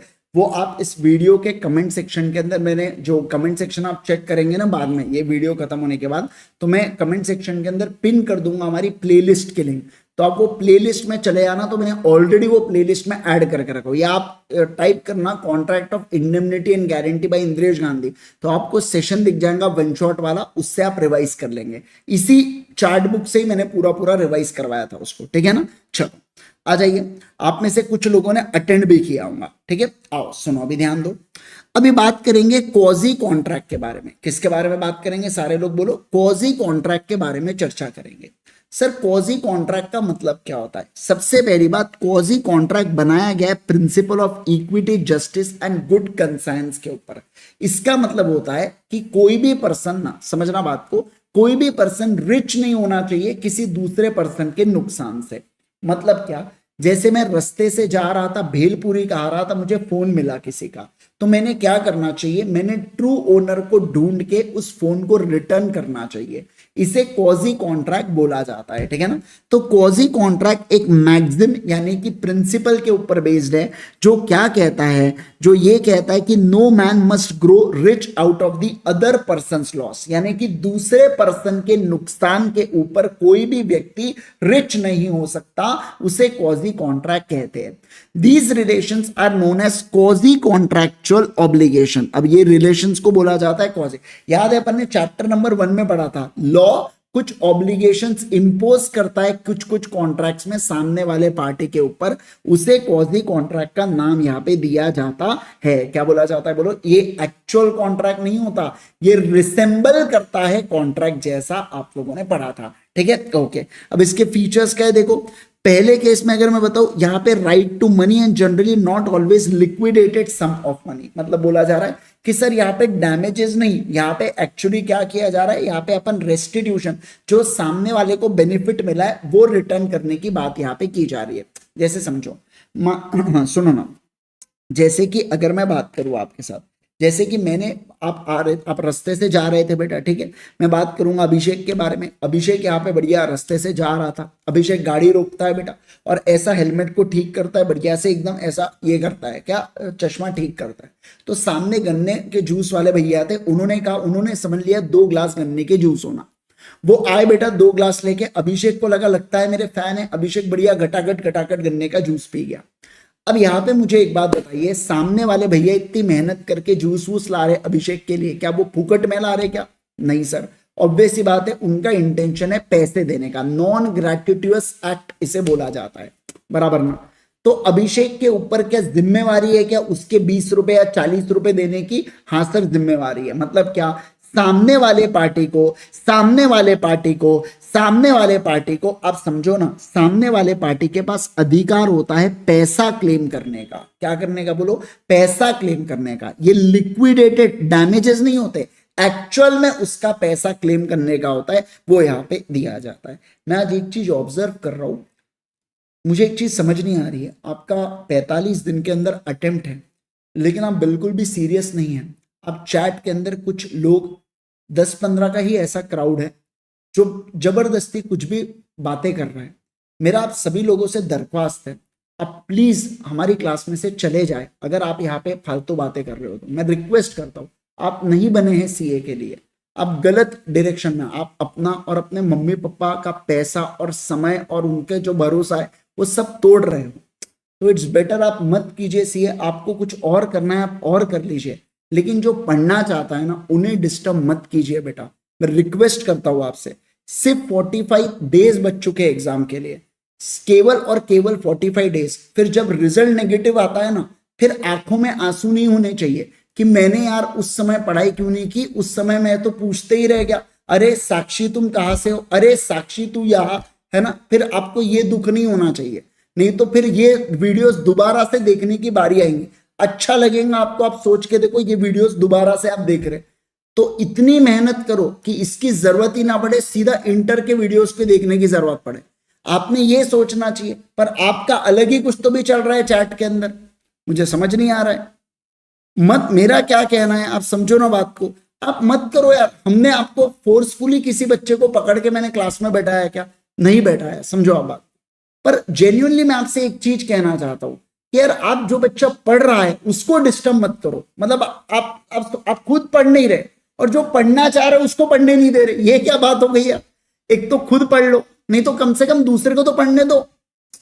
मेरा क्या कहना है, मैं आपको बोला कि आप आओ करके क्लास में, ऐसा जबरदस्ती खींच के लाया क्या मैंने आपको? नहीं बोले फोन पे चालू कर बोले मेरा वीडियो, ऐसा बोला क्या मैंने?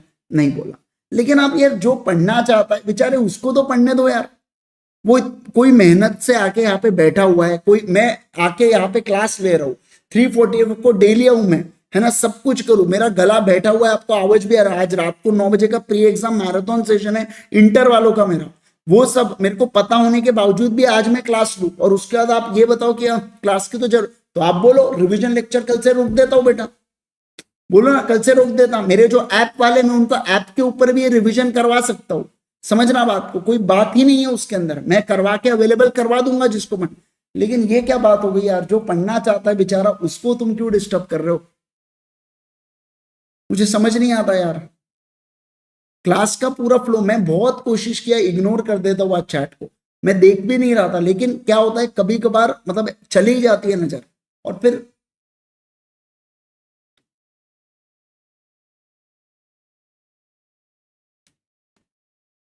चलाओ बेटा जी, ध्यान दो इधर।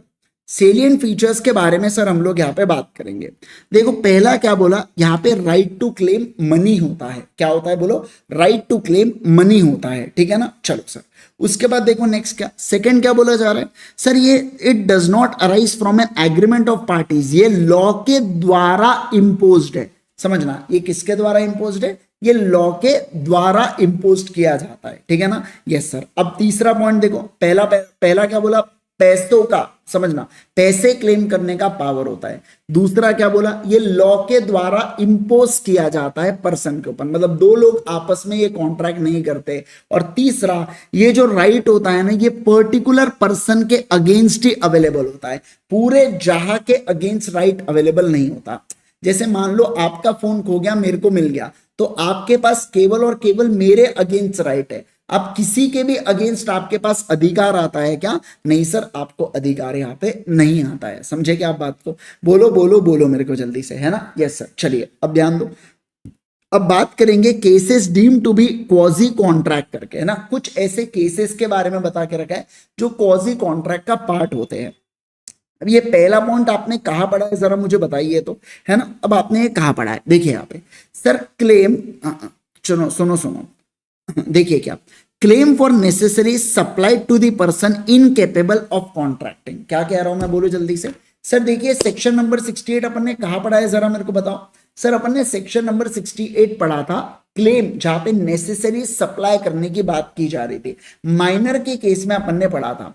सर अगर कोई पर्सन इनकेपेबल ऑफ कॉन्ट्रैक्टिंग होता है और अगर आप उसको नेसेसरी सप्लाई करते हो तो आप उससे वैल्यू ऑफ नेसेसरीज ले सकते हो क्या, बिल्कुल बिल्कुल ले सकते हो। समझना, बिल्कुल बिल्कुल ले सकते हो, लेकिन वो व्यक्ति जिम्मेवार होता है only up to the property, जितनी उसकी प्रॉपर्टी है उतने तक के लिए ही वो लायबल होता है, उतने तक के लिए वो रिस्पॉन्सिबल होता है क्या, बिल्कुल बिल्कुल होता है। समझे। तो जो माइनर वाला पॉइंट था ना, वहां पे सेक्शन 68 का ही रेफरेंस था, ऐसा नहीं कि माइनर वाला पॉइंट कुछ कहता है, ना ना, वो सेक्शन 68 का रेफरेंस लेके ही वहां पे बताया गया था, ठीक है ना। देखो सर यहाँ पे, in case of person incapable of contracting into a contract anyone whom is legally bound to support, मतलब उस पर्सन को या उसकी छोटी बहन को, मैंने आपको एग्जांपल भी दिया था वहां पे, पर्सन को या छोटी बहन को, ठीक है, आओ, जो उसके ऊपर डिपेंडेंट है, मतलब he is legally bound to support is supplied by another person ऐसी नेसेसरीज जो उसके जीवन में वाकई जरूरी है। बेटा क्या है, बोलो, वाकई जरूरी है।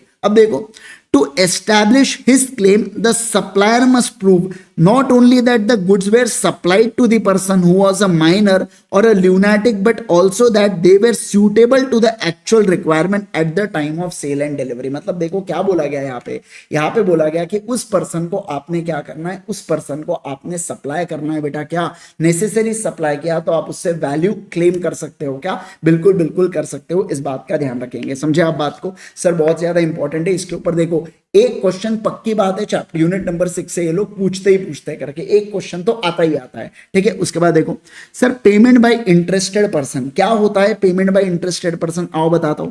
देखो बेटा, ये घर है, ये किसका घर है, ये एमबी सर का घर है।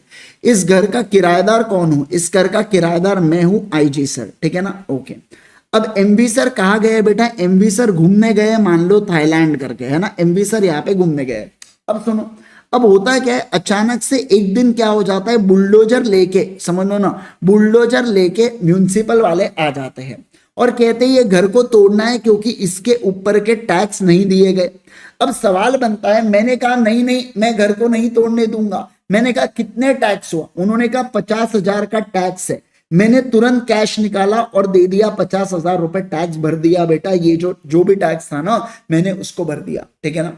अब सवाल क्या बनता है कि क्या मैं ये 50,000 एमबी सर से क्लेम कर सकता हूं क्या, बोलो ना मुझे जल्दी से, क्या मैं ये 50,000 को एमवी सर से क्लेम कर पाऊंगा? क्या मैं 50,000 को एमवी सर से क्लेम करूं क्या? ये सवाल यहाँ पे बनता है। तो इसका जवाब है बिल्कुल बिल्कुल मैं क्लेम कर सकता हूं। क्यों? क्योंकि इंटरेस्टेड पर्सन कौन थे? MV sir. उनके भी आप में पैसा किसने दिया? मैंने दिया। तो मैं इस 50,000 को बिल्कुल बिल्कुल वसूल कर सकता हूं एमवी सर से। ठीक है, देखिए, a person who is interested in the payment of money which is another is bound by law, है ना, पे and who therefore pays it is entitled to reimburse by other। मतलब सर ऐसा कि ऐसा पैसा जो दूसरे के द्वारा दिया जाना चाहिए था लॉ के तहत, और अगर मैंने उसको दिया तो मैं उस दूसरे पर्सन से क्लेम कर पाऊंगा। हाँ सर, क्लेम कर पाऊंगा। इजी एकदम। चलिए सर आओ फिर देखो, हाँ यहाँ पे अब क्या आता है, यहाँ हाँ ये देखो थर्ड वाला point, obligation of a person enjoying non gratuitous act. किसके बारे में बात कर रहे हैं? बोलो, नॉन ग्रेटिट्यूअस एक्ट को एंजॉय कर रहे हैं। जैसे मैंने अभी आपको गन्ने के जूस वाला एग्जांपल थोड़ी देर पहले बताया था, वो जो गन्ने के जूस वाला एग्जाम्पल था बेटा, वो नॉन ग्रेटिट्यूस एक्ट था जिसको सामने वाले व्यक्ति ने एंजॉय किया। तो ऐसे केस में क्या वो व्यक्ति लायबल होगा क्या पैसे देने के लिए? बिल्कुल बिल्कुल लायबल होगा। अब एक और एग्जाम्पल देना चाहता हूं, देखो यहाँ पे मोहनलाल रहता है, यहाँ पे सोहनलाल रहता है। सोहनलाल ने क्या किया? फ्रूट्स शॉपकीपर है ना, एफएसके को ऑर्डर दिया फ्रूट्स का। अब ये फ्रूट्स वाला जाता है और मोहनलाल के घर के आगे फ्रूट्स रख देता है। मोहनलाल बढ़िया से फ्रूट्स को कंज्यूम करता है, एक नंबर लगता है मेरे चाहने वाले हैं करके। क्या कहा है? बोलो, मेरे चाहने वाले हैं, है ना, बहुत सारे लोग मेरे फैंस है, there are many persons who are my fan. तो ऐसे केस में वो बढ़िया से कंज्यूम करता है, मतलब मोहनलाल कंज्यूम्स द फ्रूट्स। अब इस केस में क्या होता है? अब इस केस में होता है कि सोहनलाल फोन करता है, यार तूने फ्रूट्स नहीं भिजवाए, मैंने बोला था। शॉपकीपर कहता है भिजवाए तो थे सर, मैंने भेजा तो था, आपने कंज्यूम नहीं किया। बोलो ना, क्या आपने कंज्यूम नहीं किया होगा? देखो बाहर है। फिर समझ में आता है शॉपकीपर को, अरे बाप रे, मैंने तो गलती से मोहनलाल के घर के बाहर रख दिया। अब क्योंकि मोहनलाल ने फ्रूट्स के मजे लिए, तो मुझे एक बात बताओ, क्या मोहनलाल पैसे देने के लिए लायबल होगा क्या? बिल्कुल लायबल होगा, क्योंकि फ्रूट शॉपकीपर ने नॉन ग्रेटिट्यूअस एक्ट किया और मोहनलाल ने उसको एंजॉय किया फ्रूट्स खा के, तो उसको पैसे देना पड़ेगा क्या? Yes, he will have to pay money, he will be liable. देखो क्या, where any person lawfully, when some person lawfully deliver करता है, दूसरे पर्सन को कुछ देता है ना, और डिलीवर्स एनीथिंग नॉट इंटेंडिंग, उसका इंटेंशन उसको देने का नहीं था, है ना, और and that other person enjoy भी करता है बेनिफिट, मतलब मैंने कुछ दिया, उसने एंजॉय भी किया, तो दूसरा व्यक्ति इज बाउंड टू पे कंपनसेशन टू द फॉर्मर। जो भी उसका नुकसान हुआ है वो कंपनसेशन देना पड़ेगा। It follows that for a suit to succeed, plaintiff must prove that he has done an act or delivered lawfully that did not to do so gratuitously। मतलब गलती से उससे कोई चीज हो गई पर आपने मजे लिए। देखो सर ऐसा होता, अगर ऐसा होता यहाँ पे कि मोहनलाल फ्रूट्स को कंज्यूम नहीं करता, वो उसके घर के बाहर ही पड़े रहते, वो सड़ जाते वहां पे, तो वो पैसा देने के लिए फिर लायबल नहीं, क्योंकि गलती किसकी थी? शॉपकीपर। पर वो फ्रूट छोड़ के गया, तुमने ऑर्डर भी नहीं किए थे, फिर भी तुमने खाए, तो अब तुम जिम्मेवार रहोगे। क्या कहा मैंने? बोलो, अब तुम जिम्मेवार रहोगे। समझ गए क्या? सारे लोग बोलो, बात समझ में आ रही है क्या? है ना? Yes sir. देखो अब आता है responsibility of finder of goods. Sir ये याद करना, अपन ने रिस्पॉन्सिबिलिटी ऑफ फाइंडर के बारे में पढ़ा भी हुआ है। Responsibility of finder of goods का क्या होता है सर? जरा बताओ मेरे को कि सर अगर मेरे को गुड्स मिले तो मेरे को क्या ट्रू ओनर को ढूंढ के उसको रिटर्न करना पड़ेगा क्या? हाँ सर, मेरे को रिटर्न करना पड़ता है, इस बात का ध्यान रखना है ना। तो अगर मुझे कुछ भी गुड्स मिलते हैं तो ये मेरी जिम्मेवारी बन जाती है कि मैं ट्रू ओनर को ढूंढूंगा और उस गुड्स को क्या करूंगा? उस गुड्स को रिटर्न करूंगा। होटल मैनेजर वाला क्वेश्चन है। अच्छा नहीं, ये ना कोई दूसरे एक्ट में भी आता है जो ये कहता है कि अगर 2/3 से ज्यादा अगर आपके डैमेज आपने खर्चा कर दिया ढूंढने पर तो आप बेच सकते हो, या पेरिशेबल नेचर के गुड्स है तो भी आप बेच सकते हो। ऐसा भी पॉइंट अपन ने इसके अंदर पढ़ा हुआ है, ठीक है ना। तो सेक्शन नंबर 71 इसके अंदर आ जाता है क्या? बिल्कुल बिल्कुल आता है, ठीक है। अब देखो, मनी पेड बाय मिस्टेक और अंडर कोवर्जन। अंडर कोवर्जन अगर आपने किसी को पैसा दिया है और कल चल के आप कॉन्ट्रैक्ट को अवॉइड करते हो, क्या करते हो बोलो, आप कॉन्ट्रैक्ट को अवॉइड करते हो, तो इस केस के अंदर क्या पैसा रीपे या रिटर्न करना पड़ता है क्या, बिल्कुल बिल्कुल रीपे। इसे रिस्टोरेशन ऑफ बेनिफिट बोला जाता है। क्या बोला जाता है बोलो, रिस्टोरेशन ऑफ बेनिफिट अपन लोग इसे कहते हैं क्या, yes sir, restoration of benefit उसे कहा जाता है। क्या आप इस बात को समझे? सारे लोग जल्दी से बोलो मुझे, क्या आप लोग इस बात को समझ गए क्या? ये देखो फाइंडर ऑफ लॉस्ट गुड्स याद आ रहा है आपको, ये देखो ये अपना पढ़ा हुआ है, यूनिट नंबर 7 जब आप पढ़ोगे ना तो आपको यहाँ पे मतलब जो यूनिट नंबर 8 पढ़ेंगे ना तब आपको वहां पे ध्यान में आ जाएगा, मैं आपको पढ़ा दूंगा। अभी यूनिट नंबर 7 जो है वो ऑलरेडी डाल के रखा हूं मैंने, ठीक है। चलिए, तो ये यूनिट अपना यहाँ पे खत्म हो गया क्या? यस सर, यहाँ पे अपना यूनिट 6 खत्म हो जाता है। तो देखो अभी तक अपना क्या क्या हो गया एक बार बता देता हूं मैं। सर इंडियन कॉन्ट्रैक्ट एक्ट के अपने 6 यूनिट्स हो चुके हैं, ठीक है, 1 to 6 यूनिट अपने पूरे हो गए। अब जो 7th यूनिट है ये ऑलरेडी डन है, ठीक है ना। तो कुछ बच्चों ने इसको नहीं देखा होगा, तो आप सर्च करो यूनिट 7 ऑफ मतलब यूनिट 7 नाम से सर्च करना, भाई इंद्रेश गांधी मिल जाएगा, या आपके पास प्लेलिस्ट होंगी स्पेशल 26 की। आप प्लेलिस्ट कैसे देख सकते हो, तो देखो मैं अगर बात करूं ना आपके साथ, तो देखिए ये है बेटा हमारा अल्टीमेट सीए पे आ जाओ आप। सबसे पहले तो अल्टीमेट सीए पे आ जाओ। अब ये अल्टीमेट सीए आपको दिखा यहाँ पे जाने का, फिर देखो प्लेलिस्ट के अंदर ही आपको ऊपर ही यहाँ पे दिखना, थोड़ा थोड़ा ऐसा नीचे जाने का आपको रिवीजन नजर आ जाएंगे। ये देखो CA foundation law one shot revision all acts Indresh Gandhi, इसके अंदर जाएंगे ना, देखो आपको नजर, ये तो लाइव इवेंट हुआ, उसके नीचे देखो आपको नजर आ रहा होगा इंडेमनिटी एंड कॉन्ट्रैक्ट करके यहाँ पे डाला हुआ है, ठीक है ना। तो आप उसको चेक कर लेंगे तो बढ़िया से आपका क्या हो जाएगा, रिविजन उसके अंदर हो जाएगा। ये आपको कल करके रखना है। फिर परसों, यानी कि मैं बात क्या कर रहा हूं अभी, अब अपना 4th में हो गया, 5th मई की बात कर रहा हूं मैं।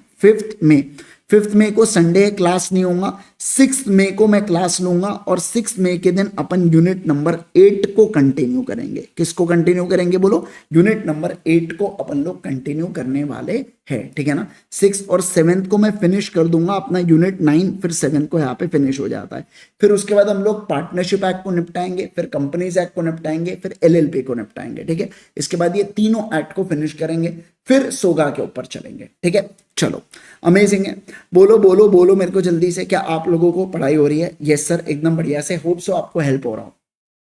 जाने से पहले मैं आपके साथ एक इंसिडेंट शेयर करना चाहूंगा बेटा, है ना। अभी 2-3 दिन पहले ये इंसिडेंट हुआ, तो आपको वो जान के बहुत शॉकिंग होगा, लेकिन मैं आपको बताता हूँ, है ना। अक्सर हम लोग क्या करते हैं, बहुत ज्यादा टेक फॉर ग्रांटेड ले लेते हैं अपनी चीजों को, अपने आजू बाजू सब अच्छा चलते रहता है ना, तो अपन ठीक है ना, ये अटेम्प्ट नहीं तो अगला अटेम्प्ट, ऐसा। मैं आपको बताता हूँ, एक स्टूडेंट थी बेटा सीए फाउंडेशन में, है ना, जो भी नाम होगा स्टूडेंट का, वो स्टूडेंट थी, ठीक है। उसको बहुत अच्छे मार्क्स है, 300+ उसने स्कोर किया। एक्चुअली में वो जनवरी अटेम्प्ट के लिए एलिजिबल, नवंबर अटेम्प्ट का अब जनवरी में हो गया अटेम्प्ट, है ना, तो एलिजिबल होती है। अब मुझे ऐसा लग रहा था कि वो स्टूडेंट मेरे क्लास में है, क्योंकि फाउंडेशन में भी वो एक्टिव थी और इंटर में भी, मतलब मुझे ऐसा लग रहा था है क्लास में, क्योंकि वो सेम नाम के, अब क्या सेम नाम के बहुत सारे लोग रहते हैं क्लास में, तो मेरे को अब एग्जैक्टली नाम याद नहीं, नाम और सरनेम याद नहीं मतलब बेसिकली, पर अब वो नाम की लड़की थी तो मुझे लगा अब होगा, मतलब वो होंगी करके क्लास में। कुछ 2-3 दिन पहले उसका हमें एक मैसेज आया कि सर थैंक यू, आपने फ्री रिविजन्स पूरे अपलोड कर दिए इंटर के, तो अब मैं उससे कवर कर लूंगी इंटर वगैरह का पूरा जितना भी है, और फिर उसके बाद मैं जनवरी में अपीयर हो जाऊंगी करके, है ना। अब मुझे समझा नहीं, मुझे लगा यार जब ये क्लासेस चल रहे हैं, मेरे क्लासेस में मैं रिवाइज करवाता हूँ, क्वेश्चन एंड आंसर्स करवाता हूँ, लिखवाता हूँ, नोट्स बनाता हूँ, सब कुछ कराता हूँ, तो ये फ्री रिविजन्स क्यों बोल रही है, मतलब यूट्यूब पे तो अभी आना ही नहीं है, इनके लिए तो रिविजन लिया ही नहीं, इनके लिए रिविजन तो बाद में आएंगे। तो मैं उससे पूछा पर तुम रिविजन क्यों देख रहे हो, मतलब अभी तो अपनी क्लासेस ही चल रही है ना। तो वो कहती है कि सर मैं तो क्लास में नहीं हूं ना, मतलब मैं तो यूट्यूब से ही कर रही हूँ ना कवर। मैंने कहा मतलब शौक लगा ना यार, एकदम से 300+ किसी का स्कोर रहेगा, और वो बोल रही कि नहीं नहीं मैं क्लास वास नहीं, मैं अपने यूट्यूब से। तो मैंने कहा मतलब क्यों ऐसा? तो उसका कहना है कि सर जब मतलब क्या हुआ था कि कुछ समय पहले जब मेरा रिजल्ट आया था, उसके बाद ऐसा हुआ कि मेरे फादर की डेथ हो गई थी सर। मेरे फादर वॉचमैन थे और उनकी डेथ हो गई। अब उस केस में ऐसा हुआ कि पूरा बर्डन मम्मी और मेरे ऊपर आ गया, और मेरा एक छोटा भाई भी है। तो यहाँ पे मतलब ऐसा हुआ सर कि अब हमारा ऐसा था कि छोटे भाई को पढ़ा देंगे आगे तो घर थोड़ा सा संवर जाएगा। मेरा तो क्या है सर, मैं तो शादी करके बाद में जाने ही वाली हूँ, मेरा कोई प्रॉब्लम नहीं है। बट मेरे फादर की बहुत इच्छा थी कि मैं सीए बनूं जल्दी से, और मेरा भाई अभी 8th में है, तो मतलब एक प्रकार से मैं सीए बन जाऊंगी, तब तक उसके करियर स्टार्ट होने तक फिर मैं मदद कर दूंगी, फिर मैं कमा के उसको सिखा वगैरह लूंगा, पढ़ा लिखा लूंगा। मैं आपको मजाक नहीं कर रहा, जिस दिन मैंने वो मैसेज मतलब जब मैंने वो पढ़ा 2 दिन पहले, वो जब चैट चल रही थी, मेरे को लिटरली रोना आ गया। आप सोच के देखो वो पर्सन कितनी कैपेबल, वो 300 प्लस स्कोर कर रही है, बट उसकी सर्कमस्टांसेस ऐसे है कि वो नहीं ले सकती चाहकर भी क्लासेस। वो कहते हैं सर मैं और मेरी मम्मी हम दोनों काम करते हैं, मतलब मम्मी वो घर के बर्तन वगैरह झाड़ू पोछा जो है वो करती है, और मैं भी जाती हूँ 1-2 जगह काम करने के लिए, ताकि कुछ थोड़ा सा पैसा जमा हो सके और हम लोग अर्निंग कर सके। आप इमेजिन कीजिए उस स्थिति में भी वो बच्ची पढ़ने के लिए रेडी है, वो आज गिव अप करने के लिए। आप सोच के देखो, आपके और मेरे लिए, सबके लिए कितनी बड़ी इंस्पिरेशन की बात है। आज हम लोगों के पास सब कुछ है, आप सोच के देखो, आज हम लोगों के पास सब कुछ है, बट फिर भी हम एफर्ट्स देने के लिए रेडी नहीं है। क्यों? जस्ट बिकॉज कैजुअल एटीट्यूड है। ठीक है ना, अभी नहीं हुआ तो बाद के अटेम्प्ट में हो जाएगा, सितंबर में तो अटेम्प्ट आ ही रहा है ना, वहां पे कर लेंगे। आप देखो उसके फिर भी वो हिम्मत नहीं आ रही, और फिर भी ऑलरेडी वो देखो, हमने जो जो करना था अल्टीमेट सीए से क्लासेस जाने थे, हमने सब करवा दिए। जब पता चला तो सब करवा दिए, पहले पता नहीं था, पहले पता होता तो शायद मदद कर देते। लेकिन आप जस्ट इमेजिन करके देखिए वो सिचुएशन में शी इज रेडी, है ना। मैं यहाँ पे जानबूझ के आइडेंटिटी या कुछ नहीं बताया, और मैं ये भी नहीं बोल रहा कि हम बहुत भारी हमने ये किया वो, मैं आपको ये बता रहा हूँ सिचुएशन समझो आप बात को, कि कितनी विकट परिस्थिति है उसके ऊपर, और उसके बाद भी she is not willing to give up. कितनी यार क्या अकल रहती है यार, आप सोच के देखो, आपसे 1 साल बड़ी होंगी बहुत हो गया, कितना समझदारी रहती है, बट शी इज लाइक कि नहीं मैं घर का भी ये देखूंगी और मेरे को ये भी करना है। मैं मुझे लिटरली मुझे इतना गंदा फील हुआ, इतना बुरा फील हुआ कि यार मैं मतलब मैं ही सामने से क्यों नहीं पूछ लिया कि तुम क्लास में क्यों नहीं हो। पर मैं अब कितने नाम याद रहेंगे ना, एक बड़ी बैचेस बनती है, 700-800 1000 लोगों की बैचेस बनती है, नहीं नाम याद रहते। तो आप सोच के देखिए कि मतलब यार, अब आज अपन अपने पॉइंट ऑफ व्यू से सोचो कि अपन सब कुछ, अपने पास कोई कमी नहीं है, अपन आप पेरेंट्स को बोलेंगे वो आपके लिए हर चीजें अवेलेबल करवा देंगे, सब कुछ करवा देंगे, वो आपको कभी किसी चीज के लिए मना नहीं करेंगे, बस एक चीज के लिए कि तू पढ़ और तू मेरे को रिजल्ट दे। वो सिर्फ एक ही चीज चाहते हैं कि आपको सीए बनते हुए देखना, उससे ज्यादा वो नहीं चाहते कुछ भी at this point of time. लेकिन हम लोगों को लाइफ में सीरियस रहना पड़ेगा। अगर मैंने आपसे कर ही कहा था, आपने 5 साल इन्वेस्ट कर दिए, आगे के 50 साल आपकी इज्जत ही इज्जत, आपको मजा आएगा काम करने में, पैसा कमाने में, सब अच्छा लगेगा। लेकिन अगर आपने 5 साल गवा दिए तो 50 साल स्ट्रगल करते बैठना बेटा, फिर खेलते बैठना थोड़े बहुत के अंदर, और बस मतलब एक जो ड्रीम होता है वो ड्रीम बन के रहने देना अपने माइंड में। सोचे होंगे ना कुछ कि मेरे को ये करना है, मेरे को ऐसी कार लेना है। देखो यार वो एज में तो रहता है मेरे को ऐसा फोन लेना है, मेरे को ऐसी कार लेना है, सब कुछ रहता है। तो ड्रीम्स को कब फुलफिल करोगे? कुछ नहीं होने वाला बेटा, समझो। अगर आप मान लो नहीं हुए ना अच्छे से क्वालिफाई, कुछ भी नहीं होने वाला, मैं आपको बता देता हूँ, कुछ भी नहीं होने वाला। बहुत स्ट्रगलिंग है, पैसा कमाना बहुत हार्ड है दुनिया में, मजाक नहीं कर रहा हूं मैं। हम जब होते हैं तो अपने को लगता है अपन उड़ाते हैं, लेकिन जब अपन कमाना चालू करते हैं ना तो अपने को और सेविंग की आदत लग जाती है। ये मैं एक्चुअली सबके एक्सपीरियंस से बता रहा हूँ। हम सारी फैकल्टीज अगर आप देखोगे अल्टीमेट से में सब यंग इनफ है, सब यंग इनफ है। लेकिन जब हम लोग बैठते हैं तो हम यही डिस्कस करते हैं कि यार वो समय लगता था ऐसा, लेकिन कितना चीजें डिफिकल्ट है। इसके अलावा जब कमाते तो अपन सेव ज्यादा करते हैं, ये धीरे धीरे होता है। मैं ये नहीं कह रहा हूं कि आपका माइंडसेट गलत है, नहीं, आप अपने एज में बिल्कुल सही चीजें कर रहे हो, कोई बात नहीं है। लेकिन अपने को सीरियस होना पड़ेगा। अगर अपना 45 दिन बाद अटेम्प्ट आ रहा है और आप ये बोलोगे कि नहीं मुझे तो कोई लेना देना ही नहीं है, मुझे क्या लेना देना, वो छोड़ो ना, मैं ये अटेम्प्ट नहीं, बाद में क्या है मैं बताऊं क्या, अपने सीए के लिए 2000 रुपए की एग्जाम फीस होती है ना, इसलिए आप कैजुअल रहते हो। सीएफए की 50-60 हजार की फीस है बेटा एक एक अटेम्प्ट की। वहां पे बच्चा बराबर पढ़ता है, इसलिए वहां पे 60-70-80% रिजल्ट लगता है। लेकिन यहाँ पे क्या, 2000 रुपए दिए, रिचार्ज रिन्यू हो जाता, चलने दो अटेम्प्ट खेलते रहो। तो इसलिए, लेकिन आप समझे नहीं, इसकी कीमत बहुत महंगी है, आपकी जवानी की कीमत है। आप सोच के देखो, अगर 21 साल के सीए की जगह आप यहाँ पे 26-27 साल में सीए बनते हो, आप इमेजिन करो जो 5 साल का बैचलरहुड का जो आपका फन होगा वो आप मिस कर दिए बेटा। उसके बाद घर वाले पीछे पड़ने ही वाले, कितना भी कर लो शादी के लिए, कुछ भी कर लो, आप होना ही है। 29 तक आप स्ट्रेच करोगे, उससे ज्यादा क्या स्ट्रेच करोगे। तो ये आपके ऊपर है कि आपको क्या करना है, कैसे करना है। देखो आपको सीए करना है, बहुत अच्छी बात है, बहुत ही बढ़िया बात है, पर एफर्ट्स तो दो उसके लिए। क्या हाथ में बैठ के थोड़ी इंस्टीट्यूट बीकॉम के पेपर थोड़ी है, या 11वीं 12वीं थोड़ी चल रहा कि बस पेपर दिए तो पास होना जरूरी है करके। अरे बेटा नहीं दिए तो इंस्टीट्यूट धनाधन अटेम्प्ट लगाएंगी, और आप सोच नहीं सकते, मैं मजाक नहीं कर रहा हूं आपके साथ, अटेम्प्ट का सर्कल बहुत विशियस होता है। वो निकलते ही नहीं, मतलब एक बार वो चंगुल में फंसे ना बेटा तो ऐसी चक्री घूमते रहती है कि बस वही चलते रहता। आप समझ रहे हैं क्या? मैं जेन्युइनली, आपको मेरे बात का बुरा लग रहा है, आई एम रियली सॉरी अगर मेरे बात से किसी को भी हर्ट हो रहा हो तो मैं बहुत जेन्युइनली सॉरी हूँ, लेकिन मैं कुछ नहीं कर सकता। आप समझो, आप नहीं कर सकते, अभी जो चीजें आप नहीं कर सकते वो नहीं कर सकते। मैं बोलूंगा और मैं बोले बिना नहीं रह पाऊंगा, बात ऐसी है। मेरे को नहीं देखा जाएगा ये सब चीजें कि आप बर्बाद कर रहे हो ये सब चीजें खुद ही को ही। आपको बहुत कम समय है, आपको पढ़ना पड़ेगा, और मैं जानता हूं कि इस पॉइंट ऑफ टाइम पे अगर आप समझ लिए ना तो आप क्लियर कर सकते हो, इसलिए मैं आपको आज बोल रहा हूं। यही अगर एक महीने बाद या यही अगर 15 दिन बाद है ना, शायद समय निकल जाएगा, फिर आपके पास एक ही शब्द रहेगा, काश में 15 दिन पहले पढ़ लिया होता तो शायद बढ़िया हो गया होता मेरे साथ।